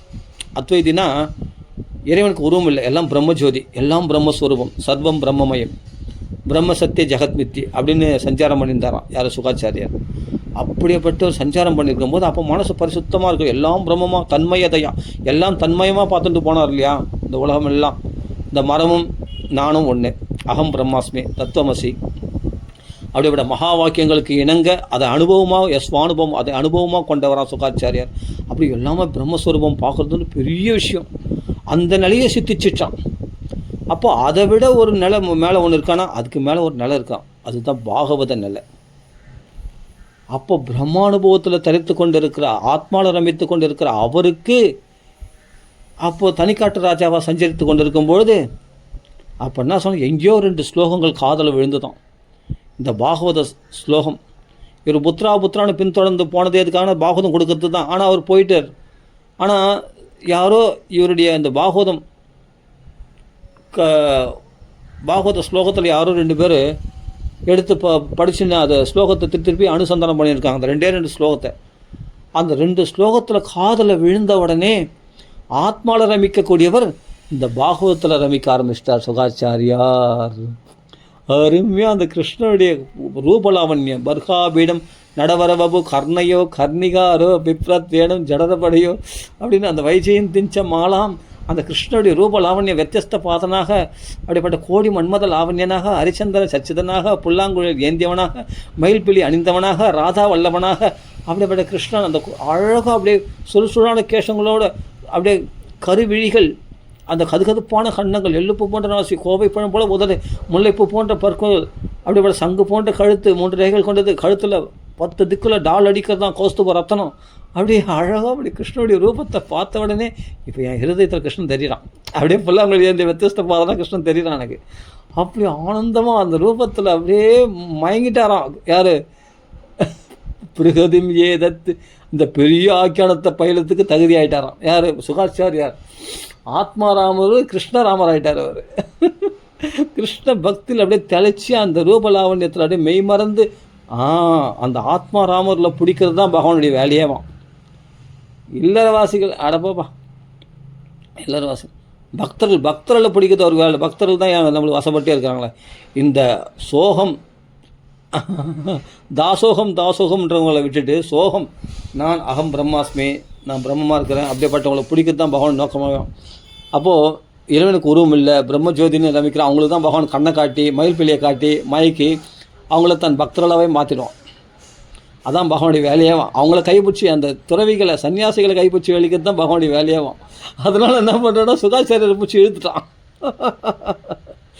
சுகாச்சாரியை பிடிச்சி கைப்பிடிச்சி இழுத்துட்டு வா எங்களை நீ தான் தண்ணி காட்டுறாரு சஞ்சாரின விஷ்ணு ஜனப்பிரியா வைஷ்ணவரோட சத் சங்கத்தில் வந்து நீ இந்த கதையை சொல்லி நீயும் அனுபவி, கேட்குறவங்களாம் அனுபவிக்கிட்டோம்.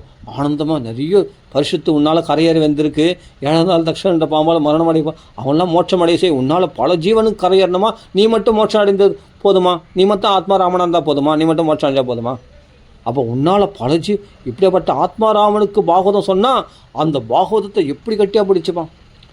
அப்படியாப்பட்ட ஆத்மாராமர்களுக்கு தான் பூர்ண தகுதியே இந்த பாகவதம் ரமிக்கிறதுக்கு.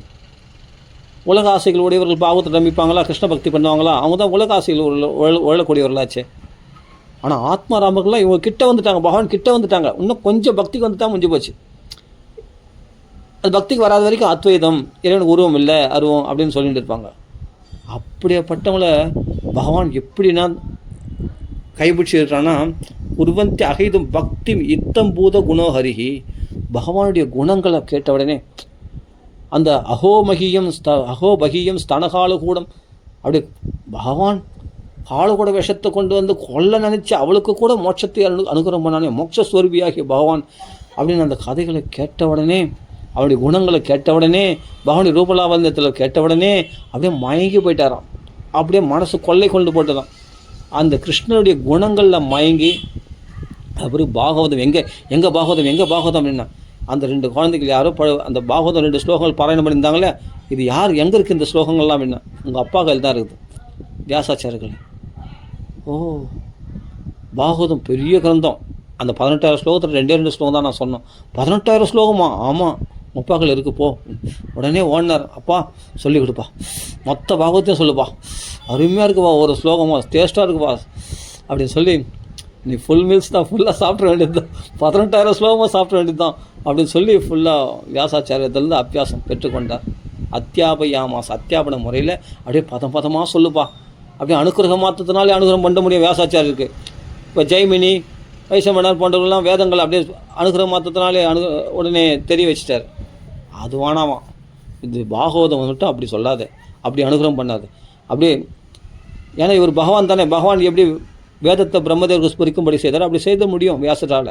ஆனால் அது விரும்பலையாம் சுகாச்சாரியன். பதமாக சுவாது பதே அனுபவிக்கணுமா. அதனால் அத்தியாபன முறையில் கேட்டு தெரிஞ்சுட்டாராம்.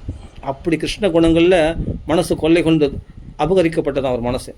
குருவந்தி அகைதுகிம், எந்த விதமான ஆசையர் பற்றற்றவராகி அப்படிப்பட்ட மகரிஷி சுகபிரம்ம ரிஷி உலக விஷயங்கள்லாம் பற்றற்றவர், எதுலேயும் ஆசையற்றவர். அவருக்கு பாகவத்தில் ஆசை வந்ததுன்னா அவர்களுக்கு தான் பாகவத்தில் ஆசை வரும் அதிகமாக.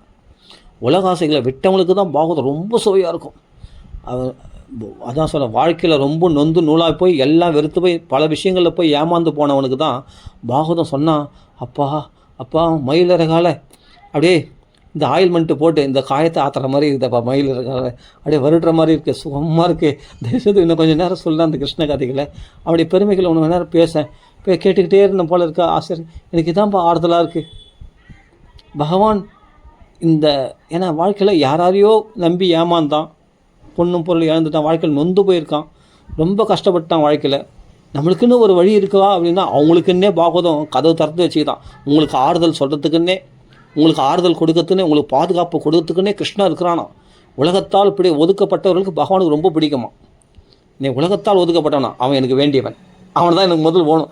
அப்போ தான் என்ன, உலகத்தால் யாருக்காவது ஒருத்தருக்கு பிடிச்சா கூட அப்புறமா அவரை நம்பி இருப்பான், என்னை நம்பி இருக்க மாட்டான். உலகத்தால் எல்லாரையும் வெறுத்து ஒதுக்கப்படணும். ஒதுக்கப்பட்ட பிறகு அவன் என்னிடத்துல பூர்ணமாக சரணம் அடைவான்.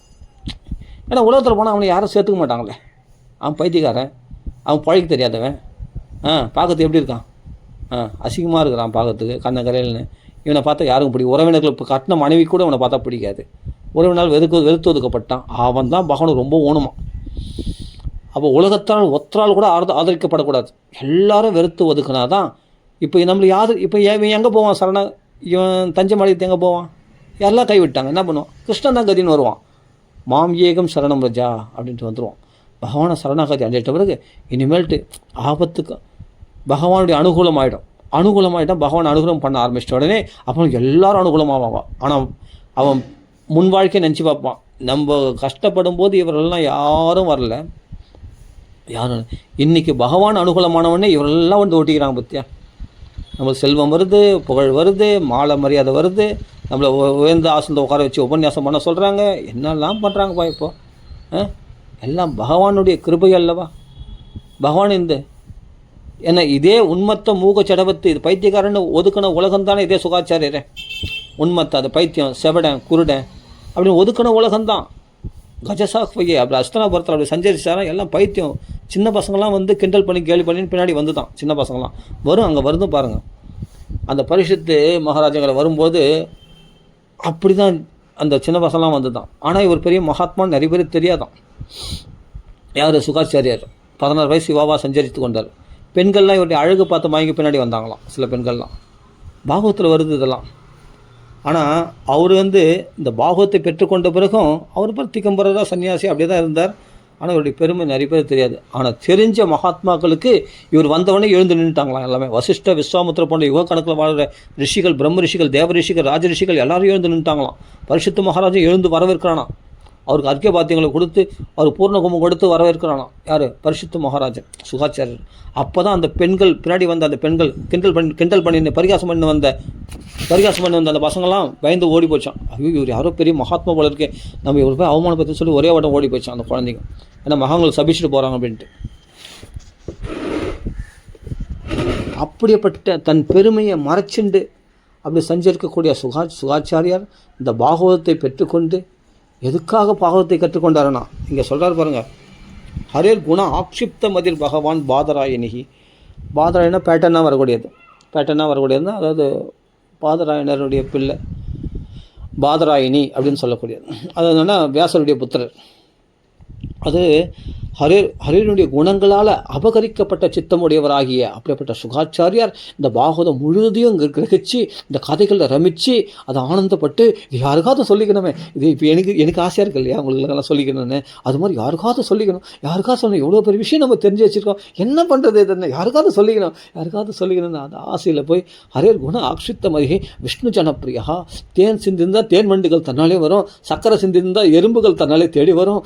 அந்த எறும்பு வாசனை அது எங்கே தான், அதுக்கு யார் தான் டங்கல் அமிச்சாங்களோ, யார் தான் ஃபோன் பண்ணாலும் வாட்ஸ்அப் அமிச்சாங்க தெரியாது. அது எங்கே இருந்தாலும் லைன் பார்த்தா லைன் கட்டினா அப்படியே லைனாக வந்துடுமா அந்த எறும்புகள். அதுபோல் நமக்குள்ள பாகவதம் நமக்கு இருக்குன்னு சொன்னால் வைஷ்ணவர்கள்லாம் நம்மளை தேடி வந்துடுவாங்களே. அவர்களுக்கெல்லாம் அந்த பாகவதம் சொல்லி அப்படியே சல்லாபம் பண்ணலாமே. அவலம் பண்ணார்த்தாய பகவானும் சந்தோஷமாடிவான், பக்தர்களும் சந்தோஷமாக, நம்மளும் குதூகலமாக இருக்கலாம், ஆனந்தமாக அனுபவிக்கலாமே அப்படின்ற ஆசையினால் விஷ்ணு ஜனப்பிரியா அந்த விஷ்ணு பக்தர்கள் மேலே உள்ள பிரியத்தினால சத்சங்கத்துக்கு ஆசைப்பட்டு இந்த பாகவதத்தை அவ்வளோ பாகவதத்தை 18 ஸ்லோகத்தையும் கற்றுட்டாராம் வியாசர்கள் இருந்து. அதான் சொல்கிறார் ஹரே குண ஆக்ஷிப்தமதிர் பகவான் பாதராயினி அத்தியகான் மகதாக்கியானம் நித்தியம் விஷ்ணு ஜனப்பிரியா. எப்பொழுதும் சத்சங்கத்திலே தன்னை வச்சுட்டு இருக்கணும். அப்போ தான் உலக மாயானது நம்மளை தொடாது. உலக விஷயமான ஆசைகள் நம்மளுக்கு கிட்ட இருக்காது. ஆசையை விடணும் அடியோடு.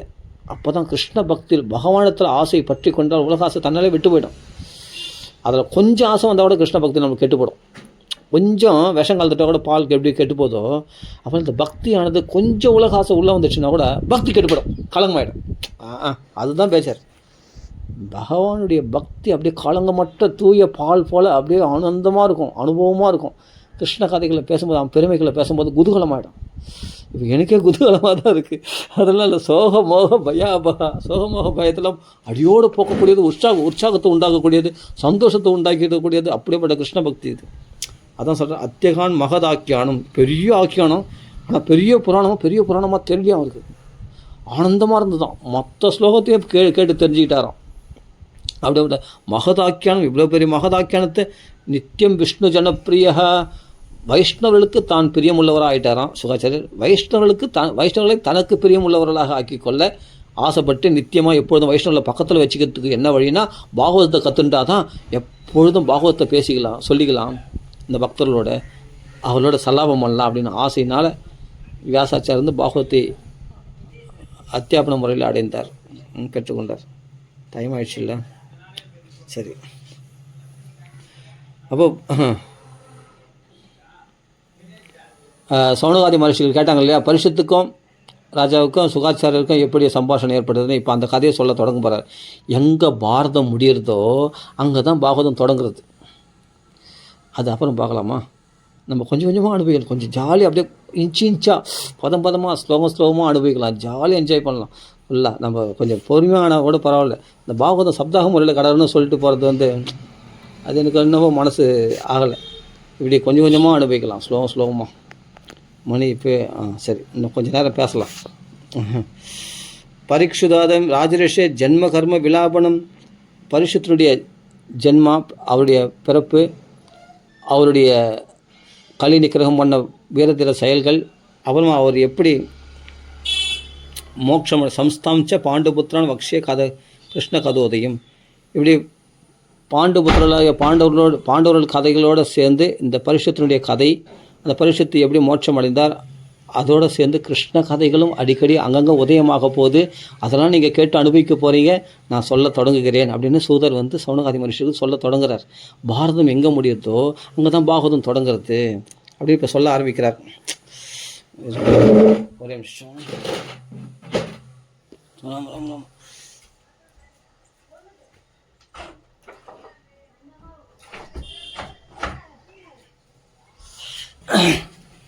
இந்த காற்றுல சடன்னு கதவு அடிச்சுக்குது.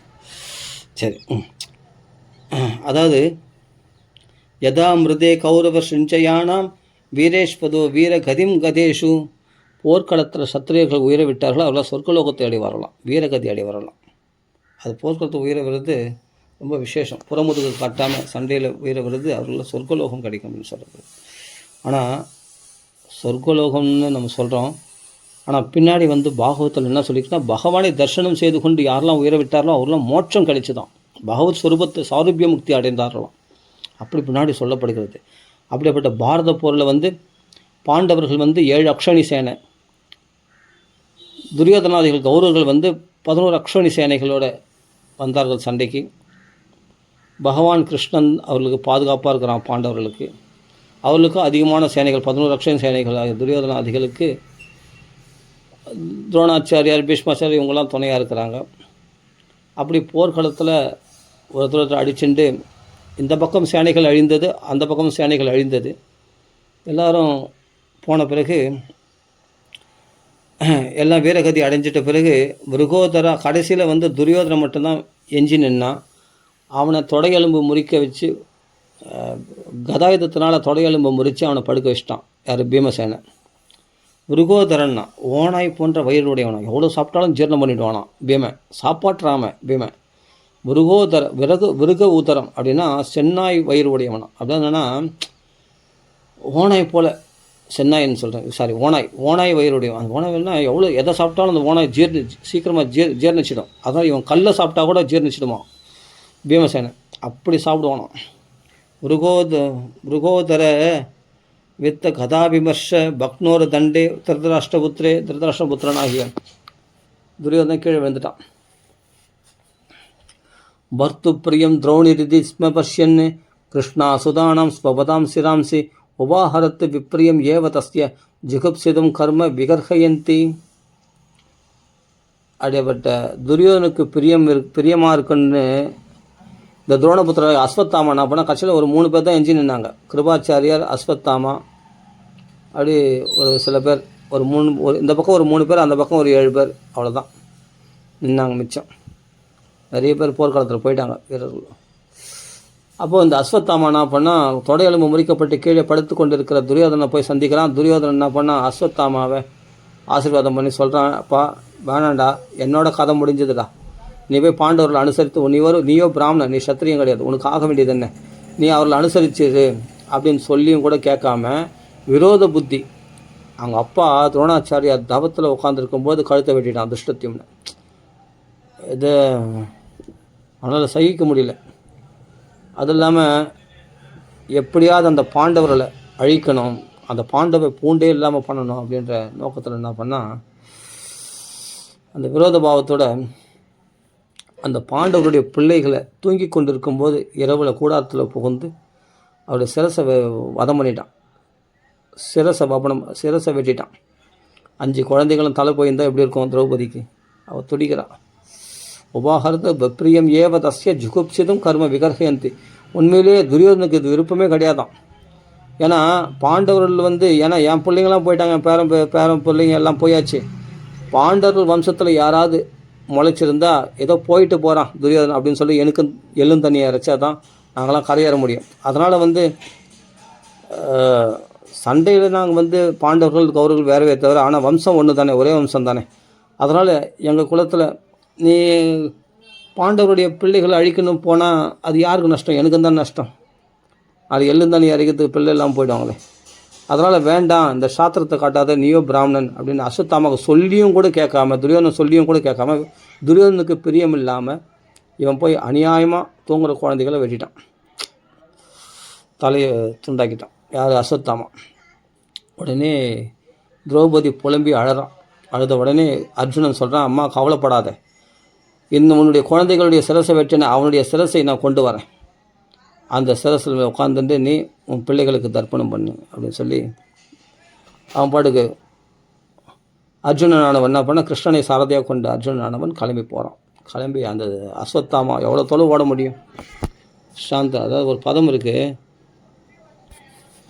குதிரை கழிச்சு போகிற அளவுக்கு ஓடினானா அது அஸ்வத்தாமா. அவனுக்கு அஸ்வன்னாவே குதிரை தான். அவன் பிறந்தபோது குதிரை கணக்கிற மாதிரி இருந்துட்டாங்க அவன் குரலானது அஸ்வத்தாமா. அப்படிப்பட்ட அஸ்வத்தாமா சிரஞ்சீவி. அவனை பின்தொடர்ந்து போனார் அர்ஜுனன். பின்தொடர்ந்து போன உடனே இவன் என்ன பண்ணுறான், இந்த அஸ்வத்தாமா தன் உயிருக்கு ஆபத்து வந்தது தெரிஞ்ச உடனே பிரம்மாஸ்திர பிரயோகம் பண்ணிட்டான். அந்த பிரம்மாஸ்திர பிரயோகம் பண்ண தான் தெரியுமே தவிர அதை திருப்பி வாங்க தெரியாதான் யாருக்கு? அஸ்வத்தாமாவுக்கு. பாருங்கள், குருன்னா அந்த காலத்தில் எப்படி இருந்திருக்காங்க பாருங்கள். தன் பிள்ளையே ஆனாலும் நியாயமுள்ள, ஆனால் அர்ஜுனனுக்கு பிரியமுள்ள சிஷ்யன், ஆனால் சாமர்த்தியசாலி, அவன் வில் பிரயோகம் பண்ணுமே நியாயமாக நடந்துக்கிறவன். பிள்ளையே ஆனாலும் சூட்டிக்கான பையனாகிய அர்ஜுனுக்கு பிரம்மாஸ்திரத்தை பிரயோகம் பண்ணுறதும் அதை உபசம்மாரம் பண்ணுறது, அது திருப்பி வாங்குறது, ரெண்டுத்தையுமே கற்றுக் கொடுத்துருக்காரு. தன் பிள்ளையே ஆனாலும் அதை பிரயோகம் பண்ணுறது தான் கற்றுக் கொடுத்தாரே தவிர திருப்பி வாங்கிறது சொல்லிக் கொடுக்கலையாம் துரோணாச்சாரியார். ஏன்னா அப்போ தான் அவன் விடமாட்டான். ஏன்னா பிரம்மாஸ்திரம் பிரயோகம் பண்ணிட்டா உலகத்தையே அழிச்சிடும், அதனால் அது திருப்பி வாங்கவும் நம்மளுக்கு தெரியாது, அதனால் விடக்கூடாதுன்னு விடாமல் இருப்பான். அப்படின்றதுக்காக பிரயோகம் பண்ணுறது மட்டும் சொல்லிட்டு அது திருப்பி வாங்கிறது சொல்லாமல் விட்டாரான் துரோணாச்சாரியர். ஆனால் அர்ஜுனன் விவேகி, அதுபோல் உலகத்தை அழிக்க அவன் விரும்ப மாட்டான் அர்ஜுனன். அதனால் அவனை பிரயோகம் பண்ணுறதும் சொல்லி அவன் வாழ்னான்னு சொன்னால் திருப்பி வாங்கிறதுக்கும் அவனுக்கு வித்தையை சொல்லி கொடுத்துருக்கார் துரோணாச்சாரியர். பாருங்கள், அப்போ அர்ஜுனன் மேலே எவ்வளோ பிரியம் பாருங்கள் துரோணாச்சாரியருக்கு.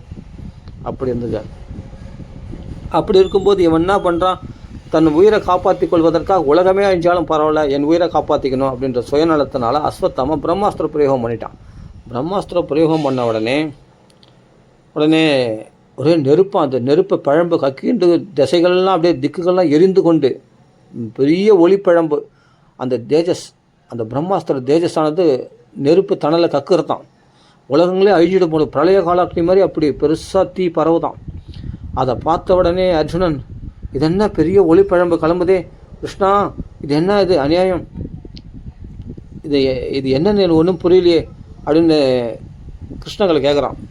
அர்ஜுனன் உவாச்ச, கிருஷ்ண கிருஷ்ண மகாபாகோ பக்தானம் அபயங்கரக, பக்தர்களுக்கு அபயம் அளிப்பவனே, இந்த பயத்தை போக்கு, இது என்ன தீப்பழம்பு பயங்கரமாக கிளம்புதே, உலகத்தை ஏற்றிடும் போல இருக்கே, இது என்ன தீப்பழம்பு அப்படின்ட்டு கேட்குறான். தொம் ஏகோ தஹ்யமானம் அபவர்க்கோ அசி சம்ஸ்ருதேகே, சம்சார அக்னியில் எரிக்கப்படுகிறவனுடைய சம்சாரத்தையே போக்குறவன், இந்த அஸ்திர அக்னியினால் எரிக்கப்படுகின்ற உலகத்தை நீ தான் காப்பாற்றணும் அப்படின்னு சொன்ன உடனே பகவான் சொல்கிறான், அப்பா அர்ஜுனா, நீ என்ன பண்ணுறனா, இது துரோணபுத்திரனாய் அஸ்வத்தாமா விட்ட பிரம்மாஸ்திரம் தன் உயிருக்கு ஆபத்து வந்தபோது அதை பிரயோகம் பண்ணிட்டான். அவனுக்கு பிரயோகம் பண்ண தான் தெரியுமே தவிர திருப்பி வாங்க தெரியாது. அதனால் நீ என்ன பண்ணுறன்னா நீயும் பிரம்மாஸ்திரத்தை பிரயோகம் பண்ணு அப்படின்றார். பிரம்மாஸ்திரத்தை பிரயோகம் பண்ண உடனே 2 பிரம்மாஸ்திரம் மோதி கொள்ளும் போது அப்போ பயங்கரமாக உலகத்தில் பார்த்தா மக்கள்லாம் பயப்படுறாங்க. ஒரே தீப்பழம்பாக இருக்குது. உலகத்துலலாம் பிரளயம் உண்டாயிடுச்சா, நெருப்பு பிரளயம் உண்டாயிடுச்சா அப்படின்னு பயப்படுறாங்க. அந்த சமயத்தில் உடனே பகவான் என்ன பண்ணுறான், 2த்தையும் திருப்பி வாங்குற மந்திரம் தெரியும். இப்போ பிரயோகம் பண்ணவன் தான் திருப்பி வாங்க முடியும். அப்போ திருப்பி வாங்கும்போது 2த்தையும் சேர்த்து திருப்பி வாங்கிட்டான். யார்? அர்ஜுனன் 2 பிரம்மாஸ்திரத்தை திருப்பி வாங்கின உடனே இந்த அஸ்வத்தாமாவை கசாப்பு கடைக்கு ஆட்டை கொண்டு வர மாதிரி கட்டி கொண்டு வர மாதிரி தேரில் அவனை கட்டி தரன்னு இழுத்துன்னு வரான் அர்ஜுனன் அஸ்வத்தாமாவை. ஸ்வத்தா பகவதா புரோக்தம் பால்குண பரவீரா ஸ்பிருஷ்டாபஸ்தம் பரிக்கிரமிய பிராமாய சந்ததே. பகவானை வலம் வந்து போய் பிரம்மாஸ்திரம் விட்டு பிரம்மாஸ்திரத்தை 2 பிரம்மாஸ்திரம் திருப்பி வாங்கிக்கிறான்.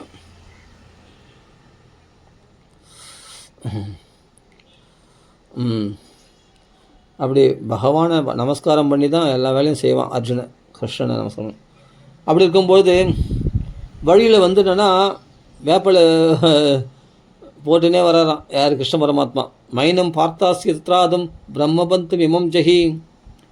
நீ என்ன சொன்ன? நீ திரௌபதிக்கு தலையை தான் கொண்டு வரேன். அப்போ இந்த உடம்புலாம் எதுக்கு?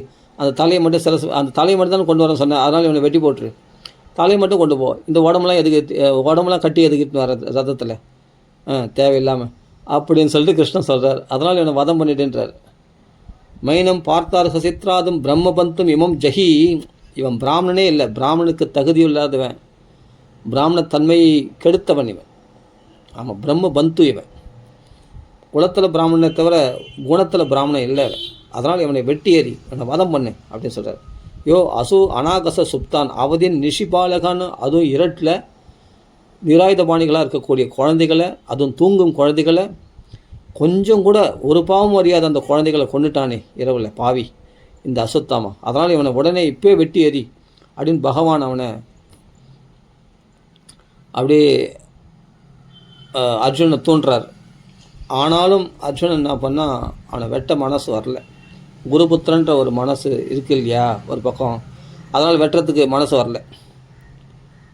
அப்போது மறுபடியும் பகவான் சொல்கிறார், மத்தம் பிரமத்தம் உன்மத்தம் சுப்தம் பாலும் ஸ்திரியம் ஜடம் பிரபன்னம் விரதம் பேதம் ந ரிபம் ஹந்தி தர்மவித்து. மத்தம் மதுபானம் பண்ணவன்,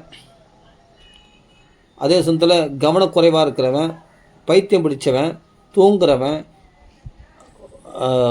குழந்தைய பாலனாக இருக்கக்கூடிய பாலர்களை கொல்லக்கூடாது, மதுபானம் பண்ணவனை கொல்லக்கூடாது, பைத்தியம் பிடிச்சவனை கொல்லக்கூடாது, கவனக்குறைவாக இருக்கணும் கொல்லக்கூடாது, அதே சமயத்தில் ஸ்திரீகளை கொல்லக்கூடாது.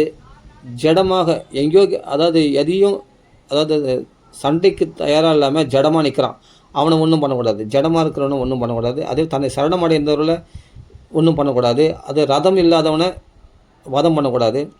அதே சமயத்தில் நம்மளை பார்த்து பயப்படுறான் அப்படின்னா பயப்படுறோன்னே வதம் பண்ணக்கூடாது. அவர்கள் எதிரிகளே ஆனாலும் சரி. இந்த இத்தனை பேரில் யாருன்னா மத்தம் பிரமத்தம் உன்மத்தம் சுப்தம் பாலம் ஸ்திரியம் ஜடம் பிரபன்னம் விரதம் பீதம் ந ரிபம் ஹந்தி தர்மவித்து. தர்மம் தெரிந்தவர்கள், இவர்களை எதிரிகளே ஆனாலும் இவர்களை வதம் பண்ணக்கூடாது அப்படின்னு சொல்கிறார் பகவான். இதையும் சொல்கிறாரு. இப்போனா இவன் ரதம் இழந்திருக்கான், இவன் பயந்து போயிருக்கான் அஸ்வத்தாமா, இவன் ஆனால் வதம் பண்ணுன்னு சொல்கிறார் பகவான். எப்படி சொல்கிறார் பாரு. ஆனால் இங்கே என்ன அர்த்தம்னா, தூங்குகிற குழந்தைகளை கொண்டுட்டானே, அதுவும் பாலர்கள் குழந்தைகளை கொண்டுட்டான், 5 குழந்தைகளை, திரௌபதி புத்திரர்களை. அதே தூங்குகிற குழந்தைகளை கொண்டுட்டான். அது எந்த அஸ்திரமும் தன்னுகளை அஸ்திர பிரயோகம் பண்ணாத போய் அப்படி தூங்குகிற குழந்தைகள் போய் கொள்ளலாமா? அதனால் இவன் பண்ணது அதர்மம். அதே மாதிரி இப்போ அர்ஜுனன் அஸ்வத்தாமா கொல்ல முடியாது. ஏன்னா அஸ்வத்தாமா இப்போ நிராயுதபாணியாக நிற்கிறான். இப்போ அவனால் சண்டை போட முடியாது. இப்போ இவனை கொல்லக்கூடாது அப்படின்றதையும் தர்மத்தை, 2 விதமான தர்மத்தை பகவான் இங்கே சொல்கிறார் கிருஷ்ணன் அர்ஜுனனுக்கு. அவனை கொல்லுன்னு சொல்கிறாரு. ஆனால் இது மாதிரி நிராயுதபாணியாக இருக்கிறவனை, அதே சமயத்தில் ஜடனாக இருக்கிறவனை இப்போ இவனால் ஒன்றும் பண்ண முடியாது அப்படின்னா இவனை கொல்லக்கூடாது அப்படின்ற தர்மத்தையும் இங்கே சொல்கிறாரு. இங்கே எப்படி சொல்கிறா பாருங்க. ஆனால் இன்னொன்று சொல்கிற அடுத்தது மறுபடியும் தோன்றா பாருங்க. எப்போ தன் உயிரை காப்பாற்றுவதற்காக பிறர் உயிரை கொன்றானோ, தன் உயிரை காப்பாற்றுறதுக்காக பிறர் உயிரை கொல்ல துணிஞ்சானோ மகா துஷ்டன் இவன். அதனால் அவனை வதம் பண்ணுறது அவனுக்கே நல்லது. அப்போ தான் அவன் நரகத்தில் போய் துன்பப்பட மாட்டான். அதனால் நான் வதம் பண்ணிவிடு அப்படின்ட்டு பகவான் சொல்கிறார். ஸ்வப்ராணான் பரப்பிராணகி பிரபுஷ்ணாத் அக்ரண கலக. அநியாயமாக தன் உயிரை காப்பாற்றியதுக்காக பிறர் உயிரெல்லாம் அழிக்க துணிஞ்சானோ, அதனால் இவனை வதம் பண்ணுறது நன்மையானது, இவனுக்கே நன்மையானது. அப்போ தான் அவன் நரகத்தில் தண்டனை அனுபவிக்க மாட்டான். தத் வதஸ்தஸ்ய ஹி ஸ்ரேயோ யத்தோஷாத் யாத்யதஸ்புமான்னு பிரதிஸ்ருதம் ச பவதா பாஞ்சாலியை சுன்பதோ மமக. என் எதிரவே பாஞ்சாலிக்கு நீ என்ன சபதம் பண்ணி கொடுத்த? ஆகரிஷ்ய சிரஸ்தஸ்ய எஸ்தே மானனி புத்திரனை வதம் பண்ணவனாகிய, அது திரௌபதியுடைய புத்திரர்களை வதம் பண்ணவனாகிய இவனுடைய சிரசை நான் கொண்டு வருகிறேன் எப்படி என் எதிரே சத்தியம் பண்ணி கொடுத்தல நீ, அதன்படி அவன் சிரசை வதம் பண்ணு அப்படின்ட்டு பகவான் சொல்லிகிட்டே வரார் வழியேறும். ஆனாலும் பகவான் இவ்வளோ தூண்டினா கூட அஸ்வத்தாம வதம் பண்ணுறதுக்கு அர்ஜுனுக்கு மனசு வரல. அப்போது நேராக இவனை கூடாரத்தில் போய் தர்மபுத்திரருடைய சபையில் நிறுத்திடுவோம். தர்மபுத்திரன்னா நீதி வழங்குறாரோ அதை அப்போ பார்த்துக்கலாம் அப்படின்னு சொல்லி அர்ஜுனன் என்ன பண்ணால் அஸ்வத்தாம ரதத்தில் கட்டி எடுத்துன்னு வரோம். எடுத்து வந்தபோது ததாஹுரதம் பசுபத்து பாசபத்தம் அவாமுகம் கசாப்பு கடைக்கு ஆட்டு ஆயுஷ்ணு வர மாதிரி ஆயுஷ்ணு வந்திருக்கார் அர்ஜுனன். பசுபத்து பாசபத்தம் அவாமுகம் கர்ம ஜுகுப்சிதன், தான் பண்ண கெட்ட காரியத்தினால தலை குஞ்சுட்டு இருக்கானா. திரௌபதி முகத்தில் விழிக்கிறதுக்கு அவனுக்கு முகம் இல்லையா, மூஞ்சி இல்லையா. சொல்கிறார், நிரீக்ஷிய கிருஷ்ண ஆபகிருதம் குரோஹோ சுதம் வாமஸ் பபாப கிருபையா நனாமச்ச. அந்த தர்மபுத்திரருடைய சபையில் இவனை கட்டி இழுத்து கொண்டு வந்து தலை குனிஞ்சே நிற்கிறான். யார் முகத்தையும் பார்க்கறதுக்கு அவனுக்கு வெக்கமாக இருக்குது, தான் பண்ண காரியத்தை தப்பான காரியத்தினால. அப்போது கிட்ட போய் இந்த திரௌபதி நானா கைக்குப்பி, அப்பா புண்ணியவானே, நல்ல காரியம் செய்துட்டாப்பா, என் குழந்தைகளை கொண்டுட்டேடாப்பா, உனக்கு ஒரு நமஸ்காரம்டா, ரொம்ப அருமையான பிராமணனி, துரோணருடைய பேரை காப்பாற்ற வந்த புள்ளல நீ, சபாஷ் அப்படின்னு சொல்லிட்டு வாமஸ்வா கிருபையா நனாமச்சேன், போயிட்டு போகிறான் போ, அவன் தான் பாவின்னா நம்மளாம் பாவியாக இருக்கணுமா அப்படின்னு சொல்லிட்டு போய் நமஸ்காரம் பண்ணாலாம் அவனை போய். அதுவே அவன் குத்தம், அவன் நெஞ்ச அவன் குழந்தைகளை கொண்டுட்டு அவன் நம்மளை நமஸ்காரம் பண்ணுறாளே அப்படின்னு அதை நினச்சாலே அவனுக்கு குத்தம் அஸ்வத்தாமாவுக்கு. அப்படி தலை கொஞ்சிட்டு இருக்கானா, நிமிர்ந்து பார்க்க முடியாமல், அவன் முகத்தை பார்க்க முடியாமல். நிரீக்ஷிய கிருஷ்ணா அபகிருதம் குரோஹோ சுதம், குருடைய புத்திரன் துரோணருடைய புத்திரர் அப்படின்ற மரியாதை கொடுத்து அவருடைய கிருபையினால் அப்படின்னு நமஸ்காரம் பண்ணுறாளாம் திரௌபதி. யாருக்கு இந்த வாமஸ்வா, இந்த கருணை, இப்படிப்பட்ட தாராள மனம், இந்த உயர்ந்த குணம் யாருக்கு வரும்? கிருஷ்ண பக்தர்களுக்கே உரிய குணங்கள் இதெல்லாம் புரிஞ்சுக்கணும். அப்போது இவரை கட்டி போட்டு அழிச்சுன்னு வந்ததை பொறுக்க முடியலையா திரௌபதிக்கு. உவாச்ச சாசஹந்தியஸ்ய பந்தன ஆணையனும் சதி முச்சதாம் ஏஷ பிராமணோ நிதராம் குருஹு. இவரை விட்டுவிடுங்கள். ஒரு பிராமணர், ஒரு பிராமணனை வதம் பண்ண பாவம் நமக்கு வரக்கூடாது, புரியுதுங்களா?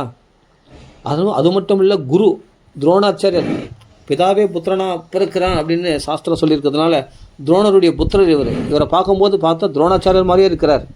அதனால் இவரை விட்டுவிடுங்கள், இவர் கட்டிலிருந்து விடுவீங்கள் அப்படின்னு திரௌபதி கேட்குறா.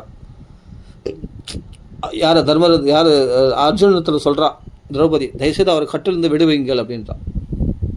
ஏன்னா அர்ஜுனன் தனுர்வேதத்தை எந்த குரு துரோணாச்சாரியத்தில் நீங்கள் கற்றுக்கொண்டீர்களோ, ரகசியோ தனுர்வேத விசர்கோ உபசம்யமாக பிரயோகம் பண்ணுறது, உபசம்மாரம் பண்ணுற அந்த வித்தைகளை தனுர்வேதத்தை எந்த துரோணாச்சாரியத்தில் கற்றுக்கொண்டீர்களோ, அஸ்திர கிராமாஸ்ச பவதா சிக்ஷிதோ எதனுக்கிரகாத்து, எந்த துரோணாச்சாரிய அனுக்கிரகத்தினால் நீங்கள் கற்றுக்கொண்டீர்களோ, வில்வித்தையை கற்றுக்கொண்டீர்களோ, ஏஷ பகவான் துரோணகா பிரஜாரூபேன வர்த்ததே, புத்திர ரூபத்தில் தந்தை இருக்கிறார் அப்படின்னு சாஸ்திரம் வேதங்கள் சொல்கிறது.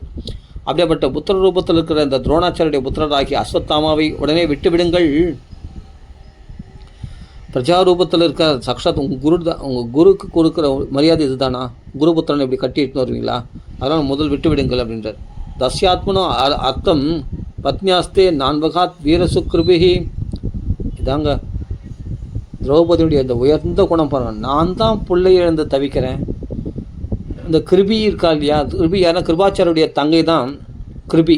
அந்த கிருபியை தான் துரோணாச்சாரியர் கல்யாணம் பண்ணிட்டார். அந்த கிருபிக்கும் துரோணாச்சாரியருக்கு பிறந்தவர் தான் அஸ்வத்தாமா. அந்த கிருபி என்பவள் கிருபியாளவள் கூட, கிருபி யாருன்னா கிருபாச்சாரியருடைய தங்கை. அப்படியேப்பட்ட ஒரு தாயாகிய நான் தான் பிள்ளைகளை இழந்து கஷ்டப்படுற மாதிரி இன்னொரு தாயாகிய கிருபியானவள் இந்த அஸ்வத்தாமாவை எழுந்து கணவனும் இழந்துட்டா, துரோணாச்சாரியும் போயிட்டார். பிள்ளையை நினச்சி கொஞ்சம் ஆறுதல் அடைஞ்சிருக்கிறா. இந்த பிள்ளையும் போயிட்டான்னா அவள் அனாதையாக போயிடுவாளே அந்த கிருபி. ஒரு தாய் துக்கம் என்னென்னா இன்னொரு தாய்க்கு தான் தெரியும். அவள் பிள்ளை இழந்தால் என்ன கஷ்டம்னு எனக்கு தானே தெரியும். அதனால் அவளும் பிள்ளை இழந்தவளாக அனாதையாக போக வேண்டாம். அதனால் இவனை விட்டு விடுங்கள். இந்த சாக்ஷத் பார்க்கறதுக்கு அந்த குரு துரோணாச்சாரிய மாதிரியே இருக்கார். இந்த அஸ்வத்தாமாவை விட்டு விடுங்கள் அப்படின்னு கதறாளாம் திரௌபதி சபையில். அப்படியேப்பட்ட அவருடைய கருணை சுபாவம் பாருங்களேன். தனக்கு வந்த கஷ்டம் இன்னொரு தாய்க்கு வரக்கூடாது நினைக்கிறேன் பாருங்களேன். அந்த கருணையை பார்க்கணும். அதான் ஏஷ பகவான் துரோணக பிரஜாரூபேன வர்த்ததே தஸ்யாத்மனோ அர்த்தம் பத்னியாஸ்தே நான்முகாத் வீரசு கிருபி. அந்த கிருபியானவள் கணவனை எழுந்த பிள்ளையும் எழுந்தவளாக இருக்கக்கூடாது. தத் தர்மஜ மகாபாக பவத்பிர் கௌரவம் குலம் பிரஜினம் நார்கதி பிராப்தம் பூஜ்யம் வந்தியம் அபிக்ஷ்ணசா. பிராமணர்களை வழிபட்ட இந்த குலமானது, தர்மம் தெரிஞ்ச இந்த குலமானது, அப்படிப்பட்ட இந்த கௌரவ வம்சத்தில் வந்த நாம தப்பு செய்ததாக இருக்கக்கூடாது. புரியுதுங்களா? இந்த பிராமணரில் பூஜித்து வந்த இந்த குடும்பமானது தவறு செய்ததாக இருக்கக்கூடாது. ரோதிதஸ்ய ஜனனி கௌதமி பதி தேவதா யதாக மிருதவத்ச அர்த்தா ரோதிம் அஸ்ருமுகி முகுகு.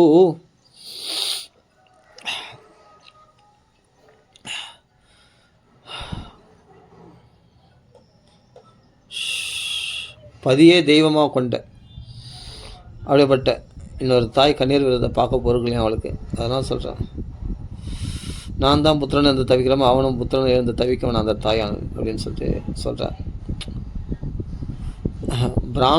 பிரம்மகுலம் அந்த பிராமணர்களுக்கு பண்ண அபராதமானது அவருடைய வைத்தறிச்சல் இந்த ராஜவம்சத்தையே அழிச்சிடுமே. அதனால் வேண்டாம், அவருடைய கோபம் நம்மளை தாக்கக்கூடாது. அதனால் இந்த அசுத்தமை விட்டுவிடுங்கள் என்று சொல்கிறார். கோபிதம் பிரம்மகுலம் ராஜன்யர் அஜிதாத்மபிகி தற்குலம் பிரதகத்யாசு சாணுபந்தம் சுச்சார்பிதம். சரி, இதை கேள்விப்பட்டவுடனே, இவன் சொன்ன அந்த வார்த்தையை கேள்விப்பட்டவுடனே தர்மபுத்திரரே சபையில் தன் சகோதரரையோ பிள்ளைகளையோ மனைவியோ சபாஷ்னு கொண்டாடக்கூடாது. ஆனால் அதையும் மீறி இவருடைய நற்குணத்தை பார்த்து தர்மபுத்திரரே சபாஷ்னு கொண்டாடிட்டாராம். அவ்வளோ சந்தோஷப்பட்டாராம். அந்த சபையிலேயே அந்த திரௌபதியை கொண்டாடி பேசுகிறாராம். தர்மம் நியாயம் சகருணம் நிர்வலீகம் சமம் மகத் ராஜா தர்மசுதோ ராஜ்ஞா பிரத்தினந்த ஸ்வச்சோத்விஜாக. ரொம்ப சாது நல்ல விஷயம் அருமையான குணம் படைத்தவளாக இருக்கிறியே திரௌபதி அப்படின்னு சொல்லிட்டு சபையிலேயே அவளை கொண்டாடி பேசுகிறான். தர்மத்தை ஒருத்தர் கடைப்பிடிக்கிறான்னா தர்மபுத்திரருக்கு அவ்வளோ சந்தோஷமா. தர்மராஜருடைய புத்திரர் இல்லையா, அந்த தர்மராஜர் அந்த யமதர்மராஜனுடைய அம்சமாச்சு அவர். அந்த தர்மத்தை கடைப்பிடிக்கிறான்னா தர்ம தேவதைகளுக்கு ரொம்ப சந்தோஷமாயிடும். நம்மளாம் தர்மங்களை கடைப்பிடிச்சா தர்மதேவனுடைய அம்சம் தானே தர்மபுத்திரர். யாருன்னா தர்மத்தை கடைப்பிடிச்சிட்டாங்கன்னா அவங்களுக்கு ரொம்ப பிரியம் உண்டாயிடுமா தர்மபுத்திரருக்கு. அதான் அது இவரிடத்துல பார்த்த உடனே அந்த சபைன்றதை மறந்து அப்படி கொண்டாடி பேசிட்டாரான் அப்படி. ஏன்னா இவரிடத்துல நீ பேசுகிற விஷயத்தில் தர்மம் இருக்குது, நியாயம் இருக்குது, அதில் உன்னுடைய கருணை வெளிப்படுகிறதே, அது கள்ள கப்படமற்ற மனத்தை வெளிப்படுத்துகிறாயே, உன்னுடைய மனமானது சமநிலையில் இருக்கிறது என்பது நன்றாக புலப்படுகிறதே. தர்மியம் நியாயம் சகருணம் நிர்வலீகம் சமம் மகத்து ராஜா தர்மசுதோ ராஜ்ஞா பிரத்தினந்த துவச்சோத்விஜா. அதனால் நகுல சகாதேவர்கள்லாம் இந்த திரௌபதி பக்கம்தான் இருக்கிறாங்க. திரௌபதி சொல்கிறதையே ஆமோதிக்கிறாங்க. ஆனால் பீமன் மட்டும் இது ஒத்துக்கல. நகுல சகதேவஸ்ச யூதான தனஞ்சயா பகவான் தேவகி புத்திரோ ஏச்சான்யே யாஸ்ச யோஷிதா.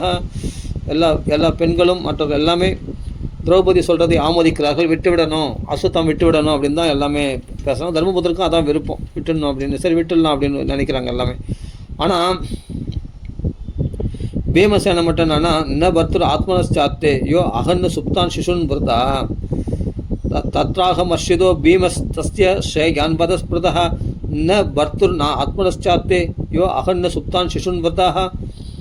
அந்த திரௌபதியுடைய புத்திரர்களை கொண்டதுனால இந்த அஸ்வத்தாமாவுக்கும் லாபம் இல்லை, துரியோதனுக்கும் விருப்பம் இல்லாத விஷயம். புரியுதா? அது நியாயமான விஷயமும் கிடையாது. அதனால் இவனை விட்டு விடுவது நியாயம் கிடையாது.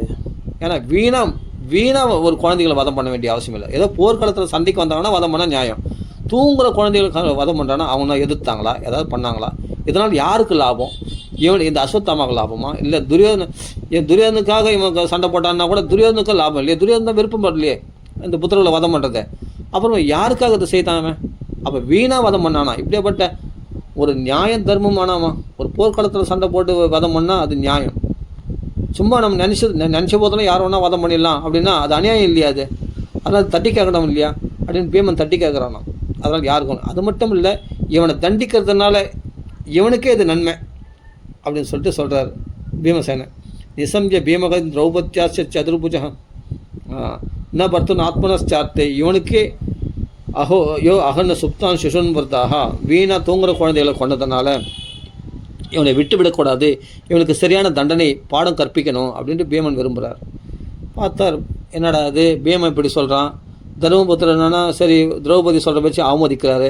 அதே சமயத்தில் பார்த்தா அர்ஜுனன் என்னன்னா சபதம் விட்டு இருக்கான், உன் குழந்தைகளை கொண்டவனுடைய சிரசனை கொண்டு வரேன், அதன் இந்த சிரசில் உட்காந்து நீ உன் பிள்ளைகளுக்கு ஸ்ராத்தம் பண்ணு அப்படின்னு சொல்லியிருக்கா. அந்த சபதமும் நிறைவேற்றணும். அப்போ என்ன பண்ணுறதுன்னு அர்ஜுனன் குழம்பும் போது உடனே பகவான் சொல்கிறாரு அர்ஜுனுக்கு, ஸ்ரீ கிருஷ்ண உவாச்ச பிரம்மபந்துர்ன ஹந்தவ்யா. ஏன்னா திரௌபதி சொல்கிறா ஒரு பிராமணரில் வதம் பண்ண பிரம்மஹத்தி தோஷம் உண்டாயிடும், அதனால் வேணாம் வதம் பண்ணாதீங்க விட்டுடுங்கன்னு சொல்கிறாரு. ஏன்னா அந்த பிராமண குலத்தை தெய்வமாக பிராமணரில் தெய்வமாக வணங்கின குலம் இது, இந்த கௌரவ குலமானது சத்திரியர்கள். அப்படிப்பட்ட பிராமணர்களுக்கு அவமதிக்கிறது ரொம்ப அது குலத்தையே அழிச்சிடும், அது வேணாம் அப்படின்னு திரௌபதி தடுக்கிறான். இது தர்மபுத்திரர் ஆமோதிக்கிறார். நீ சொன்னது நியாயந்தாமா, கள்ளம் கபடம் இல்லாத மனதோடு சொல்லியிருக்கேன், மனசு சமநிலையில் இது மனசு சமநிலையில் இருக்கிறவங்க தான் இப்படி பேச முடியும். அதனால் சமமாக நியாயம் அநியாயம்னு சமமாக பார்த்து நீ கரெக்டாக தீர்ப்பு சொல்லியிருக்க, சரிதாமா, நீ உன்னுடைய வார்த்தை சரிதாமான்ட்டு திரௌபதியை கொண்டாடி இருக்க தர்மபுத்திரர். ஆனால் இங்கே என்ன ஆச்சுன்னா பீமன் சொல்கிறது பார்த்தா நியாயமாக இருக்குது. அவன் வதம் பண்ணது யாருக்குமே லாபம் இல்லையா? அப்போ அவனை தண்டிக்க வேண்டியது இல்லையா?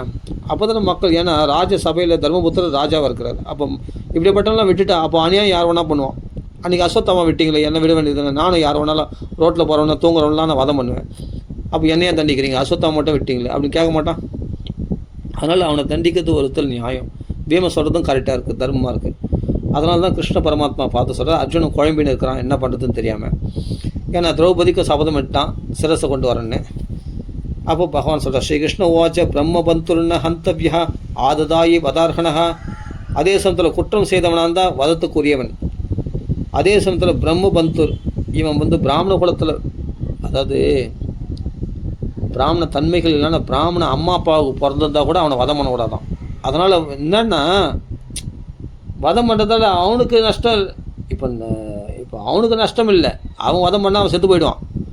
அவனை வதம் பண்ண தோஷம், இந்த வதம் பண்ணவனுக்கு பிரம்மஹத்தி தோஷம் வந்துடும். அதுக்காக தான் பிரம்மபந்துவா பிராமண குலத்தில் பிறந்திருந்தாலே அவனை வதம் பண்ணக்கூடாது. அவன் தப்பு செய்தால் கூட அவனை தேகவதம் கூடாது அப்படின்னு சாஸ்திரங்கள், அதனால தான் மகான்கள்லாம் விதிச்சிருக்காங்க. அதனால் இங்கே கிருஷ்ணர் சொல்கிறாரு, பிரம்மபந்துர்ன ஹந்தவ்யா.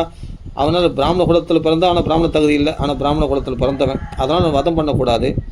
ஆனால் ஆததாயி அநியாயமாக குழந்தைகளை கொன்ன தப்பு பண்ணவன், அதனால் வதத்துக்கு உரியவன் தான்.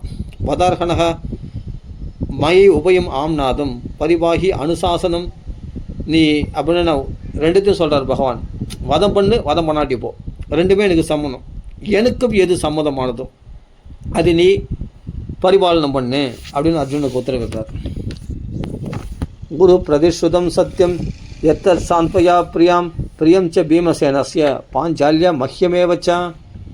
நீ சத்தியம் பண்ண மாதிரி சிரசை கொண்டு வரன்னு சத்தியம் பண்ண இல்லையா, உன்னுடைய சத்தியத்தையும் நிறைவேற்று. அதே சமயத்தில் அதாவது உன்னுடைய மனைவி திரௌபதிக்கு சாந்தப்படுத்துறதுக்காக நீ சிரசை கொண்டு வரன்னு சொன்ன இல்லையா, அந்த வார்த்தையை சத்தியமாக்கு. அதே சமயத்தில் பீமசேனன் சொன்ன விஷயத்தையும் நீ கடைப்பிடிக்கணும். அதே சமயத்தில் பாஞ்சாலுக்கும் பிரியமாக செய்யணும். அதே சமயத்தில் எனக்கும் எது பிரியமோ, பகவான் சொல்கிறார் எனக்கும் எது பிரியமோ அதை நீ செய் அப்படின்னு சொல்கிறாரு. ஒன்றும் வதம் பண்ணு சொன்னது வதம் பண்ணக்கூடாது சொன்னோம், எல்லாத்தையும் கடைப்பிடினான்னு அர்த்தம். திரௌபதி சொல்கிறதையும் செய்யணுமா, இவர் கொடுத்த சத்தியத்தையும் நிறைவேற்றணுமா, சிரசை கொண்டு வரேன்னு. பீமன் சொல்கிறதையும் செய்யணுமா, பகவானுக்கு எது பிரியம் எனக்கும் எது பிரியமோ அதை செய் அப்படின்னு சொல்கிறான். அப்போ அர்ஜுனன் புரிஞ்சுக்கிட்டான், இது குழப்பமே இல்லை. சூதுவாச்ச அர்ஜுனஹா சகசா ஆக்ஞாய ஹரிர் ஹார்த்தம் ஹதாசினாக. ரெண்டு விஷயங்களை பகவான் ஒரு பொழுதும் நிர்பந்தப்படுத்த மாட்டான். 2 விஷயங்களை பகவான் கட்டளையிட மாட்டான். வதம் பண்ண கூட 2த்தையும் கட்டளையிட மாட்டான். இதனுடைய அர்த்தம் என்னன்றது புரிஞ்சுக்கிட்டான். சாஸ்திரத்தை ஆராய்ச்சி பார்த்தா பகவானால் இப்போ பகவானுக்கு எது பெரியன்னா சாஸ்திரத்தில் சொல்கிறது தான் பிரமாணம்னு சொல்லியிருக்கான் கீதையில். அதை புரிஞ்சுக்கிட்டான். அப்போ சாஸ்திரத்தில் என்ன விதிச்சிருக்குன்னா, அர்ஜுன சகசா ஆக்ஞாயங், பகவானுடைய ஆக்ஞை கட்டளையை அனுசரித்து ஹரேர் ஆர்த்தம் அதாசினா, உடனே வாழ உருவனா, மணிம் ஜஹார மூர்த்தன்யம் திஜஸ்ய சகமூர்த்தஜம், அவனுடைய சிகையோடு சேர்த்து அவனுக்கு ரத்தனம் இருக்கும். பிறக்கும்பொழுதே அஸ்வத்தாம நெத்தியில் ஒரு ரத்தனம் இருக்குது. அந்த ரத்தனம் அப்படி அந்த ரத்தன தேஜஸ்னால் பிரம்ம தேஜஸ் நல்லா பிரகாசமாக இருந்தது. அஸ்வத்தாமா அது பிறக்கும்போது அந்த சிகையில் இருந்தது. அந்த ரத்தனத்தோடு கூடி அவனுடைய சிகையை வபனம் பண்ணிட்டான், வெட்டிட்டான். அந்த சிகையை வெட்டிட்டான். அந்த பிராமணனாக இருக்கக்கூடிய அஸ்வத்தாமுடைய சிகையை அந்த ரத்தனத்தோடு வெட்டிட்டான். மணிம் ஜஹார மூர்த்தன்யம் துவஜஸ்ய சகமூர்த்தஜம், உடனே அந்த சிகையை வப்பனம் பண்ணி அவனை குடிமையை மழிச்சிட்டு அவனை கட்டிலேருந்து விடுவிச்சு அவனை துரத்தி விட்டான், ஓடிப்படா அப்படின்ட்டு. இனிமேல் அவன் செத்த பணத்துக்கு சமானம். அவன் விமுச்ச ரசனாபத்தம் பாலஹத்யா அதப்பிரபம் தேஜசா மனினாஹீனம் சிபிரான் நிறையாபயத்து, உடனே அந்த கூடாரத்திலேருந்து அவனை விரட்டி விட்டார்கள். ஏற்கனவே எப்போ குழந்தைகளை அநியாயமாக கொண்டானோ அப்போ அவனுக்கு பிரம்ம தேஜஸ் அவனை விட்டு விலகி போச்சு. ஒரே ஒரு அந்த மணி இருந்தது, அந்த அந்த ரத்தன மணி, அந்த ரத்தன டால் அடிச்சிருந்தது. அந்த ரத்தன மணியினுடைய தேஜஸ் அவனை விட்டு விலகி போச்சு. இப்போ பிராமண தன்மையே இல்லாமல் போயிட்டாங்க. பாலஹத்தி பண்ணதுனால பாலஹத்யா ஹதப்பிரபம் பிரம்ம தேஜஸ் அவனை விட்டு விலகி போச்சு. தேஜஸா மணினா எனும் கொஞ்சம் நெஞ்ச தேஜஸ் இருந்தது அந்த ரத்தனம், சிறை சிகையில் இருந்த ரத்தனம். அதை வதம் பண்ணதுனால, அதை பிடுங்கந்தால சுத்தமாக தேஜசற்றவனாக போயிட்டான். தேஜசா மணினாஹீனம் சிபரான் நிறையாபயத்து வபனம் திரவிணாதானம் ஸ்தான நிர்யாபனம் ததா ஏஷகி பிரம்ம பந்தோனா மதோ நான்யோ அஸ்தி தைஹிக. அதாவது சிகையை வபனம் பண்ணுறது பிராமணனை வதம் பண்ணதுக்கு சமானமாக. அதனால் பிராமணர்கள் கண்டிப்பாக சிகையோடு இருக்கணும். சிகை இல்லைன்னு சொன்னால் பிராமணன் சொல்கிறதுக்கு எதுவும் இல்லை அப்படின்னு சொல்கிறாங்க. பிராமணன்னா சிகை வச்சுருக்கணும். அந்த காலத்தில் சிகையை இல்லைன்னு சொன்னால் அவன் வதம் பண்ணதுக்கு சமானம் அப்படின்னு சொல்லியிருக்கு பாகவத்தில், சாஸ்திரங்களை சொல்லியிருக்கு. அதெல்லாம் சொல்கிற வபனம் பண்ணுறது ஒரு பிராமண வதம் பண்ணதுக்கு சமானம். திரவிணாதானம் ஸ்தான நிர்யாபனம் ததா, அவன் பொருள்களை பிடிக்கிட்டு அவனை வீட்டை விட்டு நாடு கடத்திட்டா, பொருள்களை பிடிக்கிட்டு அவனை துரத்தி விட்டுட்டா அந்த ஒரு பிராமணனை அது வதம் பண்ணதுக்கு சமானமாக. அதே சமயத்தில் தன் ஸ்தானத்திலிருந்து உரட்டி அடிச்சுட்டா அது வதம் பண்ணதுக்கு சமானம். அவன் பொருளை பிடுங்கி கொண்டால் அது வதம் பண்ணதுக்கு சமானம். அவன் சிகையை வபனம் பண்ணிட்டா அவன் வதம் பண்ணதுக்கு சமானம். இதுதான் சாஸ்திரங்களை விதிக்கப்பட்டிருக்கு. இதுதான் பிராமணனை வதம் பண்ணுறதுக்கான சட்டமாக சாஸ்திர நூல்கள் விதிக்கப்பட்டிருக்கிறது வழிய தேகத்தை வதம் பண்ணுறது இங்கே சொல்லப்படலை சாஸ்திரங்களில். ஏன்னா பிராமணனை தேகத்தை சிரசை துண்டிச்சிட்டான்னு சொன்னால் அந்த துண்டிச்சவனுக்கு பிரம்மஹத்தி தோஷம் வந்துடும். அதான் சொல்ல பவனம் திரவிணாதானம் ஸ்தானா நிர்யாபனம் தான் ஏஷகி பிரம்ம பந்துனாம் ஏதோ நான்யோ அஸ்தி தைஹிக. ஆனால் பிரம்ம பந்துக்களுக்கு, பிராமணத்தன்மை இழந்தவர்களுக்கு, குற்றம் செய்த பிராமணர்களுக்கு இதுதான் தண்டனையாக விதிக்கப்பட்டது சாஸ்திரங்களில். அதனால் இந்த 3 தான். அதனால் தேகத்தை வதம் பண்ணுறது சாஸ்திரங்களில் விதிக்கப்படலை. ஏன்னா அது வதம் பண்ணவனுக்கு பிரம்மஹத்தி தோஷம் வந்துடும். அதுக்காக தான் அது விதிக்கப்படலை. அந்த பிராமணன் தப்பிக்கணுங்கிறதுக்காக சாஸ்திரங்கள் சொல்ல, அந்த வதம் பண்ணதுக்கு நியாயப்படி இப்போ பிராமணுக்கு தண்டனை கொடுத்தாலும் அந்த தண்டனை கொடுக்குறவனுக்கு பிரம்மஹத்தி தோஷம் வந்துடும் இல்லையா, அது வரக்கூடாததால் தான் பிராமணனுக்கு வதமாக இந்த 3 விஷயங்கள் சொல்லப்பட்டிருக்கிறது. சிகையை வபனம் பண்ணுறது, பொருளை பிடுங்கிக் கொள்வது, அவன் ஸ்தானத்தை விட்டு நாடு கடத்துறது. சரி. புத்திர சோகாதுரா சர்வே பாண்டவா சக கிருஷ்ணயா ஸ்வானம் மிருதானம் யத்கிருத்தியம் சக்ரு நிர்ஹரணாதிகம். அதற்கு பிறகு இந்த 5 குழந்தைகள் கொன்று விட்டான் இல்லையா அஸ்வத்தாமா, அந்த குழந்தைகளுக்கு சம்ஸ்காரங்கள்லாம் பண்ணாங்களாம். அந்த குழந்தைகளுக்கு மேற்படி நடக்க வேண்டிய சம்ஸ்காரங்கள்லாம் செய்து முடித்தார்கள். அதுக்கு பிறகு தே நிநியோதகம் சர்வே விலப்தியச்ச பிரஷம் புனக ஆப்ரத ஹரிபாதப்ஜ ரஜபூத சரிஜலே. பகவான் பாத தீர்த்தமாகிய கங்கை, அந்த கங்கையில் போய் எல்லாம் ஸ்நானம் பண்ணி எல்லாரும் தன் புத்திரர்கள் பித்ருக்கள் எல்லாம் இந்த போர்க்காலத்தில் உயிரை விட்டு அத்தனை பேருக்கும் எள்ளு தர்ப்பணம் வரிச்சு எல்லாருக்கும் தர்ப்பணங்கள்லாம் பண்ணி சம்ஸ்காரங்கள்லாம் செய்து முடித்தார்கள். ஒருத்தர் புலம்பி அழுதார்கள். பகவான் எல்லாருக்கும் சாந்தம், எல்லாருக்கும் சமாதானம் பண்ணி அவரெல்லாம் உபதேசம் பண்ணி எல்லாரும் சாந்தப்படுத்துகிறார் பகவான். வியாசர் போன்ற ரிஷிகள் எல்லாருமே. அப்போ பாண்டவரெல்லாம் அந்த கங்கை ஜலத்தை ஸ்நானம் பண்ணி எல்லாம் பித்ருக்காலெல்லாம் முடிச்சுட்டு அப்படியே கரை ஏறி வரார்கள். அதுக்கு பிறகு இப்படி இருக்கும்போது இவன் போனானே யார்,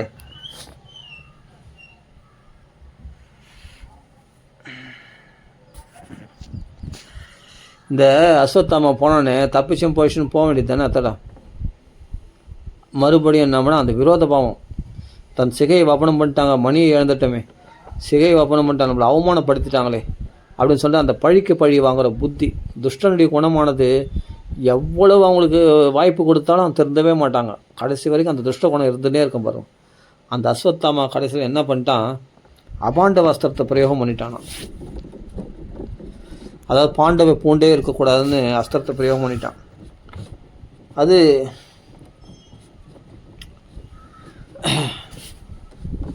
பாண்டவர்களை துரத்தின்னு வருது. அபாண்டவம் இதம் கர்த்தம் துரோணர் அஸ்திரம் அபுத்தியத தர்ஹேவாத முனிஷ்ரேஷ்ட பாண்டவா பஞ்சசாயகான்னு 6 அஸ்திரங்களாக பிரிந்து ஒரு அஸ்திரம் வந்துடுன்னா உத்தரை, அதாவது உத்தரையானவள் யாருன்னா அபிமன்யுடைய மனைவி, விராட தேசத்தினுடைய பெண்ணானவள் அந்த உத்தரை.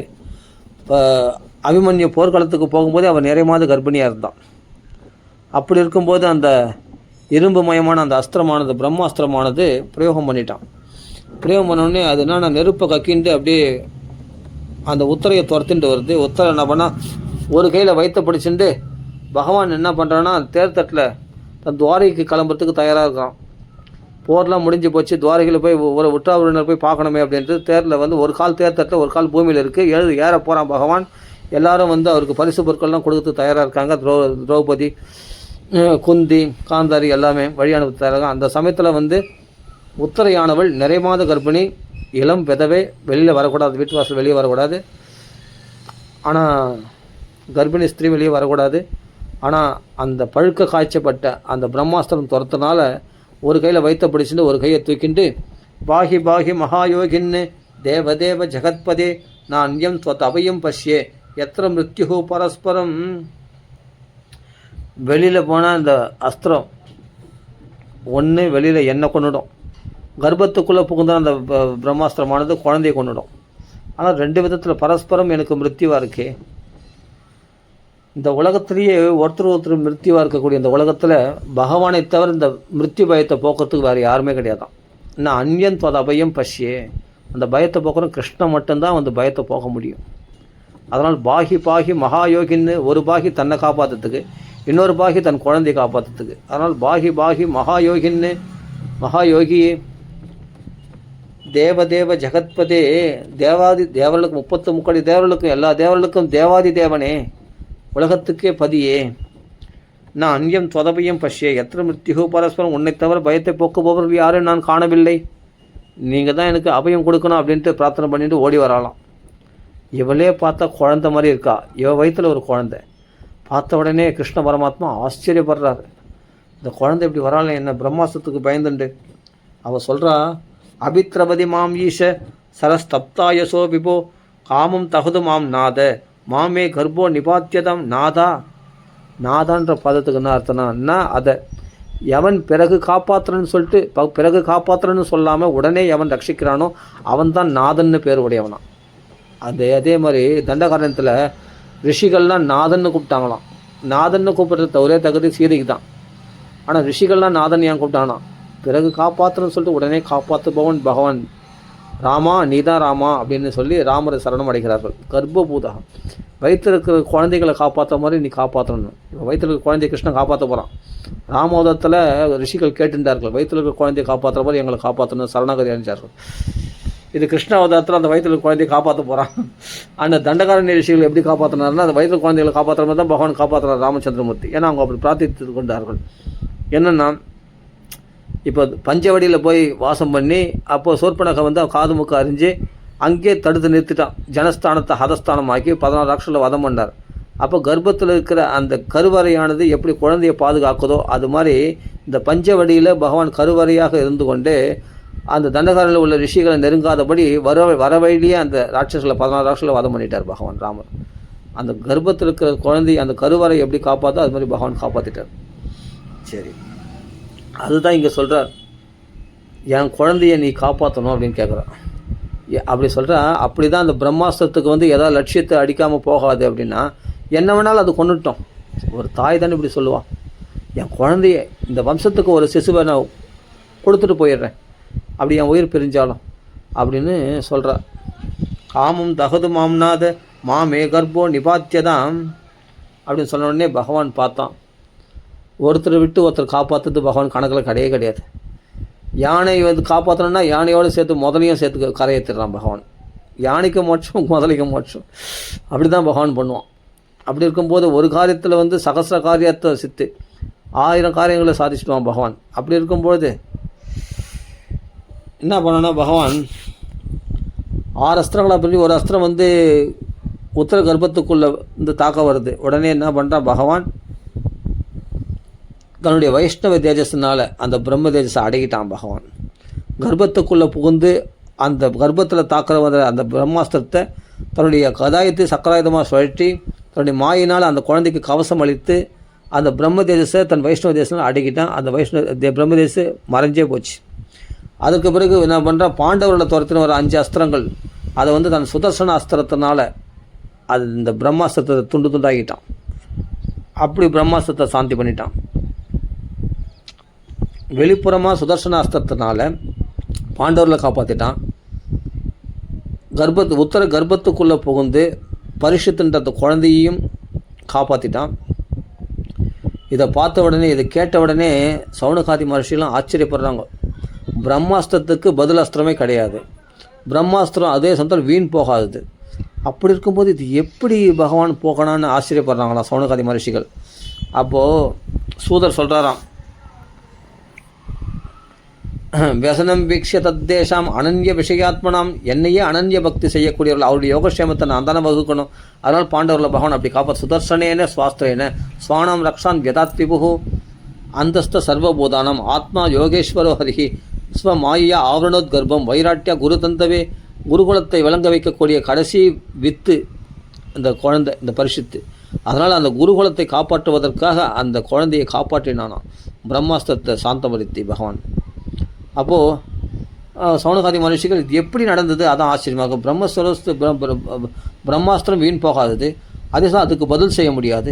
அப்போ எப்படி இது சாந்தி அடிச்சுன்னா, பிரம்மதேவரையே படைச்சவன் விஷ்ணு, அந்த விஷ்ணு தான் இந்த கிருஷ்ண பரமாத்மா. இவன் தேஜஸுக்கு முன்னாடி இந்த பிரம்மதேவரே பகவானுக்கு கட்டுப்பட்டார். இந்த பிரம்மாஸ்திரமாக வந்து ஏதாவது பண்ணிட்டோம் பகவானே வைஷ்ணவ தேஜஸுக்கு முன்னாடி அப்படின்னு சொல்கிறார் சூதர். எத்யப்யஸ்திரம் பிரம்மசிரஸ்து அமோகம் ச அப்பிரதிக்கிரியம் வைஷ்ணவம் தேஜ அசத்திய சமசாமியத் பிருகுத்வக. பிருகு வம்சத்தில் தோன்றின சவுனகாதி மகரிஷி பிருகு வம்சத்தில் தோன்றினவர். பிருகு குல தோன்றலே சவுனக மகரிஷியே விஷ்ணுடைய தேஜஸுக்கு முன்னாடி இந்த பிரம்ம தேஜஸை என்ன பண்ணிட்டோம், அதனால் பிரம்ம தேஜஸ் அடங்கி போச்சு, சாந்தி அடைந்தது. இதை பார்த்து ஆச்சரியப்படாதீர்கள் சவுனகாதி மகரிஷிகளே, ஆச்சரியப்படாதீர்கள். மாமம்ஸ்த ஏதது ஆச்சரியம், ஏன்னா எல்லா ஆச்சரியங்களுடைய வடிவமே கிருஷ்ண பரமாத்மா. அவனுடைய செயல்களெல்லாம் தமத்புதம் பாலகம் அம்புஜேக்ஷனம், அவன் செயல்கள் எல்லாம் அற்புதங்கள் ஆச்சரியங்கள் நிறைந்தது. இது ஒரு பெரிய ஆச்சரியமா? உலகத்தையே படைத்து காத்து அழிக்கக்கூடிய பகவான் தன் மாயா சக்தினால் அழிக்கக்கூடியவனுக்கு இந்த பிரம்மாஸ்திரத்தை அழிக்கிறத ஒரு பெரிய விஷயம், இந்த பிரம்மாஸ்திரத்தை சாந்தி பண்ணுறதா ஒரு பெரிய விஷயம். உலகத்தையே படைத்து காத்து அழிக்கிறவனுக்கு யோசிச்சு பாருங்கள். மாமம்ஸ்தா ஹேததாச்சரியம் சர்வ ஆச்சரியம் ஐயா அச்சுதே ஏ இதம் மாயா தேவியா சுஜத் அவதிஹந்தஜா. தன்னுடைய சக்தியின் மூலமாக உலகத்தையே படைத்து காத்து அழிக்கக்கூடியவனுக்கு இந்த பிரம்மாஸ்திரத்தை அழிக்கிறது ஒரு பெரிய விஷயம் கிடையாது. இதை பார்த்து ஆச்சரியப்படாதீர்கள். ஏன்னா இவன் அச்சுதனா, பக்தர்களை கை நழுவ விடாதவன், பக்தர்கள் அழிக்க மாட்டான், பக்தர்களுக்கு எதிரியாக வர அந்த பிரம்மாஸ்திரத்தை அழிச்சிடுவான்.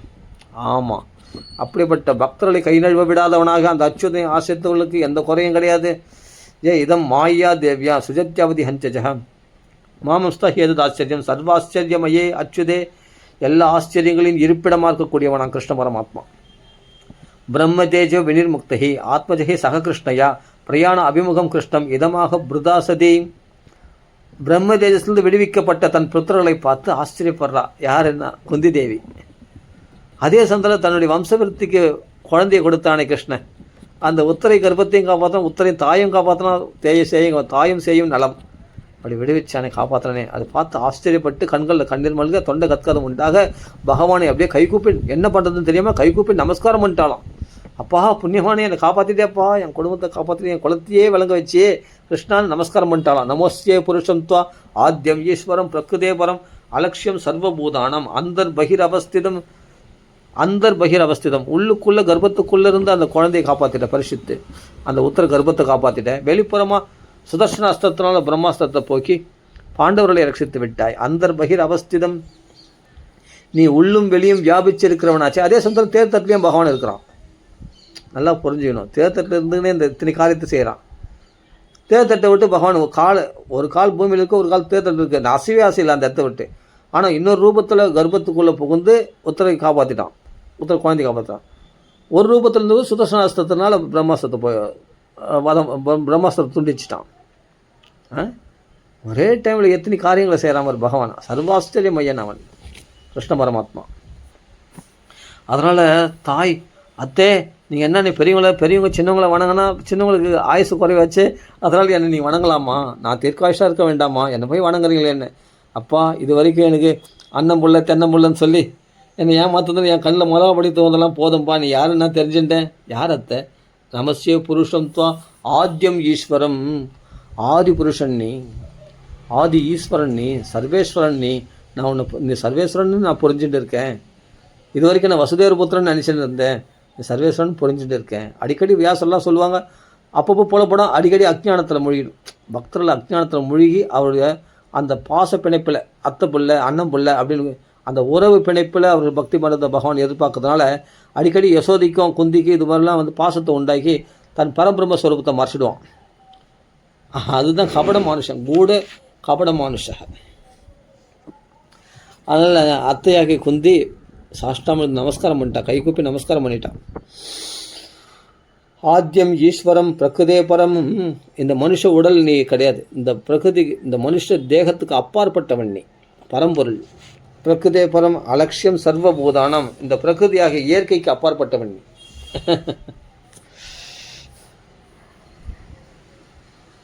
ஆனால் வைகுண்டத்தில் பகவான் என்னென்னா கோலோகத்தில் இந்த மனுஷ ரூபத்திலே பகவான் இருக்கிறான். அதே கிருஷ்ணஸ்து பகவான் ஸ்வயமாக அந்த மனுஷ ரூபா தெய்வம் சாட்சாத் தெய்வம் தூ மனுஷ ரூபேன. பகவான் கிருஷ்ணனே கோலோகத்தில் அப்படியே இறங்கி வந்துட்டான். அது பகவான் தான். கிருஷ்ணன் 2 கைகள் உள்ளவனாலும் பகவான் தான், சச்சிதானந்த ஸ்வரூபம் தான், அது மாற்றமே கிடையாது. அப்படியேப்பட்ட இவன் நம்மளை மாதிரி மனுஷன் மாதிரி நாட்டியம் மாறானா மனுஷன் கிடையாதான். நம்மளை மாதிரி மனுஷனாக இருக்கான், 2 கைகள் உள்ளவனா, ஆனால் மனுஷன் கிடையாதான். பிரகிருதே பரக, அவன் சச்சிதானந்த ஸ்வரூபன். நம்மை போன்ற மனுஷ ரூபத்தில் வந்திருக்கான்னா நம்மள மனுஷரெல்லாம் கரையேற்றத்துக்காக. ஆனால் அவன் மனுஷன் கிடையாது, அவன் சச்சிதானந்த ஸ்வரூபன். அதனால தான் இங்கே பிரகிருதே பரக, இந்த பிரகிருதிக்கு அப்பாற்பட்டவன் நீ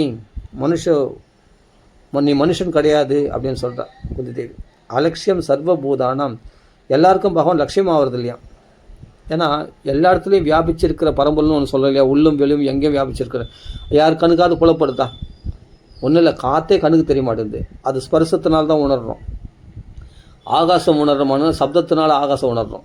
அப்போ அதுக்கும் சூட்சமாக இருக்கக்கூடிய பரபிரம்ம ஸ்வரூபமாகிய பகவான், எல்லா இடத்துலையும் உள்ளும் வெளியும் எங்கேயும் வியாபிச்சிருக்கிற பகவான், அவனை கண்ணில் பார்க்க முடியுதா? பார்க்க முடியுது. அதனால் நிறைய பேர் கண்ணுக்கு தெரியாமல் இருக்கிற அந்த பரம்பொருள் தான் இந்த கிருஷ்ணஸ்வரூபமாக காட்சியளிக்கின்றான். அலட்சியம் சர்வபூதானாம், அந்த எல்லாரும் உள்ளுக்குள்ள பரமாத்மாவாக வெளிப்புறமாக காலஸ்வரூபியாக இருக்கிற அந்த பரம்பொருள் தான் இந்த கிருஷ்ணனாக காட்சியளிக்கின்றான். நீர் தானே அந்த உள்ளம் வெளியும் வியாபிச்சிருக்கிற பரம்பொருள் அப்படின்னு குந்தி தேவி ஸ்தோத்திரம் பண்ணுறான் கிருஷ்ணனை. அலட்சியம் சர்வபூதானாம் அந்தர் பகிரவஸ்திதம் மாயா ஜவனிகாச்சன்னம் அக்ஞா அதோக்ஷஜம் அவ்யயம் ந லக்ஷ்யசே மூடத்ருஷா நடோ நாட்டியதரோயதா. மாய் என்ற போர்வையால் உன்னை நீ மறைத்து கொண்டிருக்கிறாய். அதனால் மக்களுக்கு பரபிரம்ம ஸ்வரூபத்தை தெரிஞ்சிக்க முடியல. உன்னை மனுஷனாக நினச்சி உன்னை அலட்சியப்படுத்துகிறாங்க. அதனால் அந்த மூட திருஷ்டியோடு பார்க்குற மனுஷனாக உன்னை பார்க்குற அவர்களுக்கு நீ புலப்படுவது கிடையாது. உன்னை பகவானாக தெரிஞ்சிக்க முடியாமல் போயிடுது. நீ ஒரு நாடக நடிகன் போல இந்த மனுஷ வேஷம் போட்டு நடித்து கொண்டிருக்கிறாய். எல்லாரையும் ஏமாற்றி கொண்டிருக்கிறாய். மாயால் எல்லாரையும் மயக்கி கொண்டிருக்கிறாய், மாய் என்ற போர்வையினால். அதனால் உண்மையில பக்தி உன்னை சாதாரண மனுஷன் எல்லாம் உன்னை அவமதிக்கிறாங்க. சிசுபாலன், சத்ராஜித்து போன்றவர்கள், துரியோதனாதிகள்லாம் அப்படின்னு குந்திதேவி சொல்கிறார்.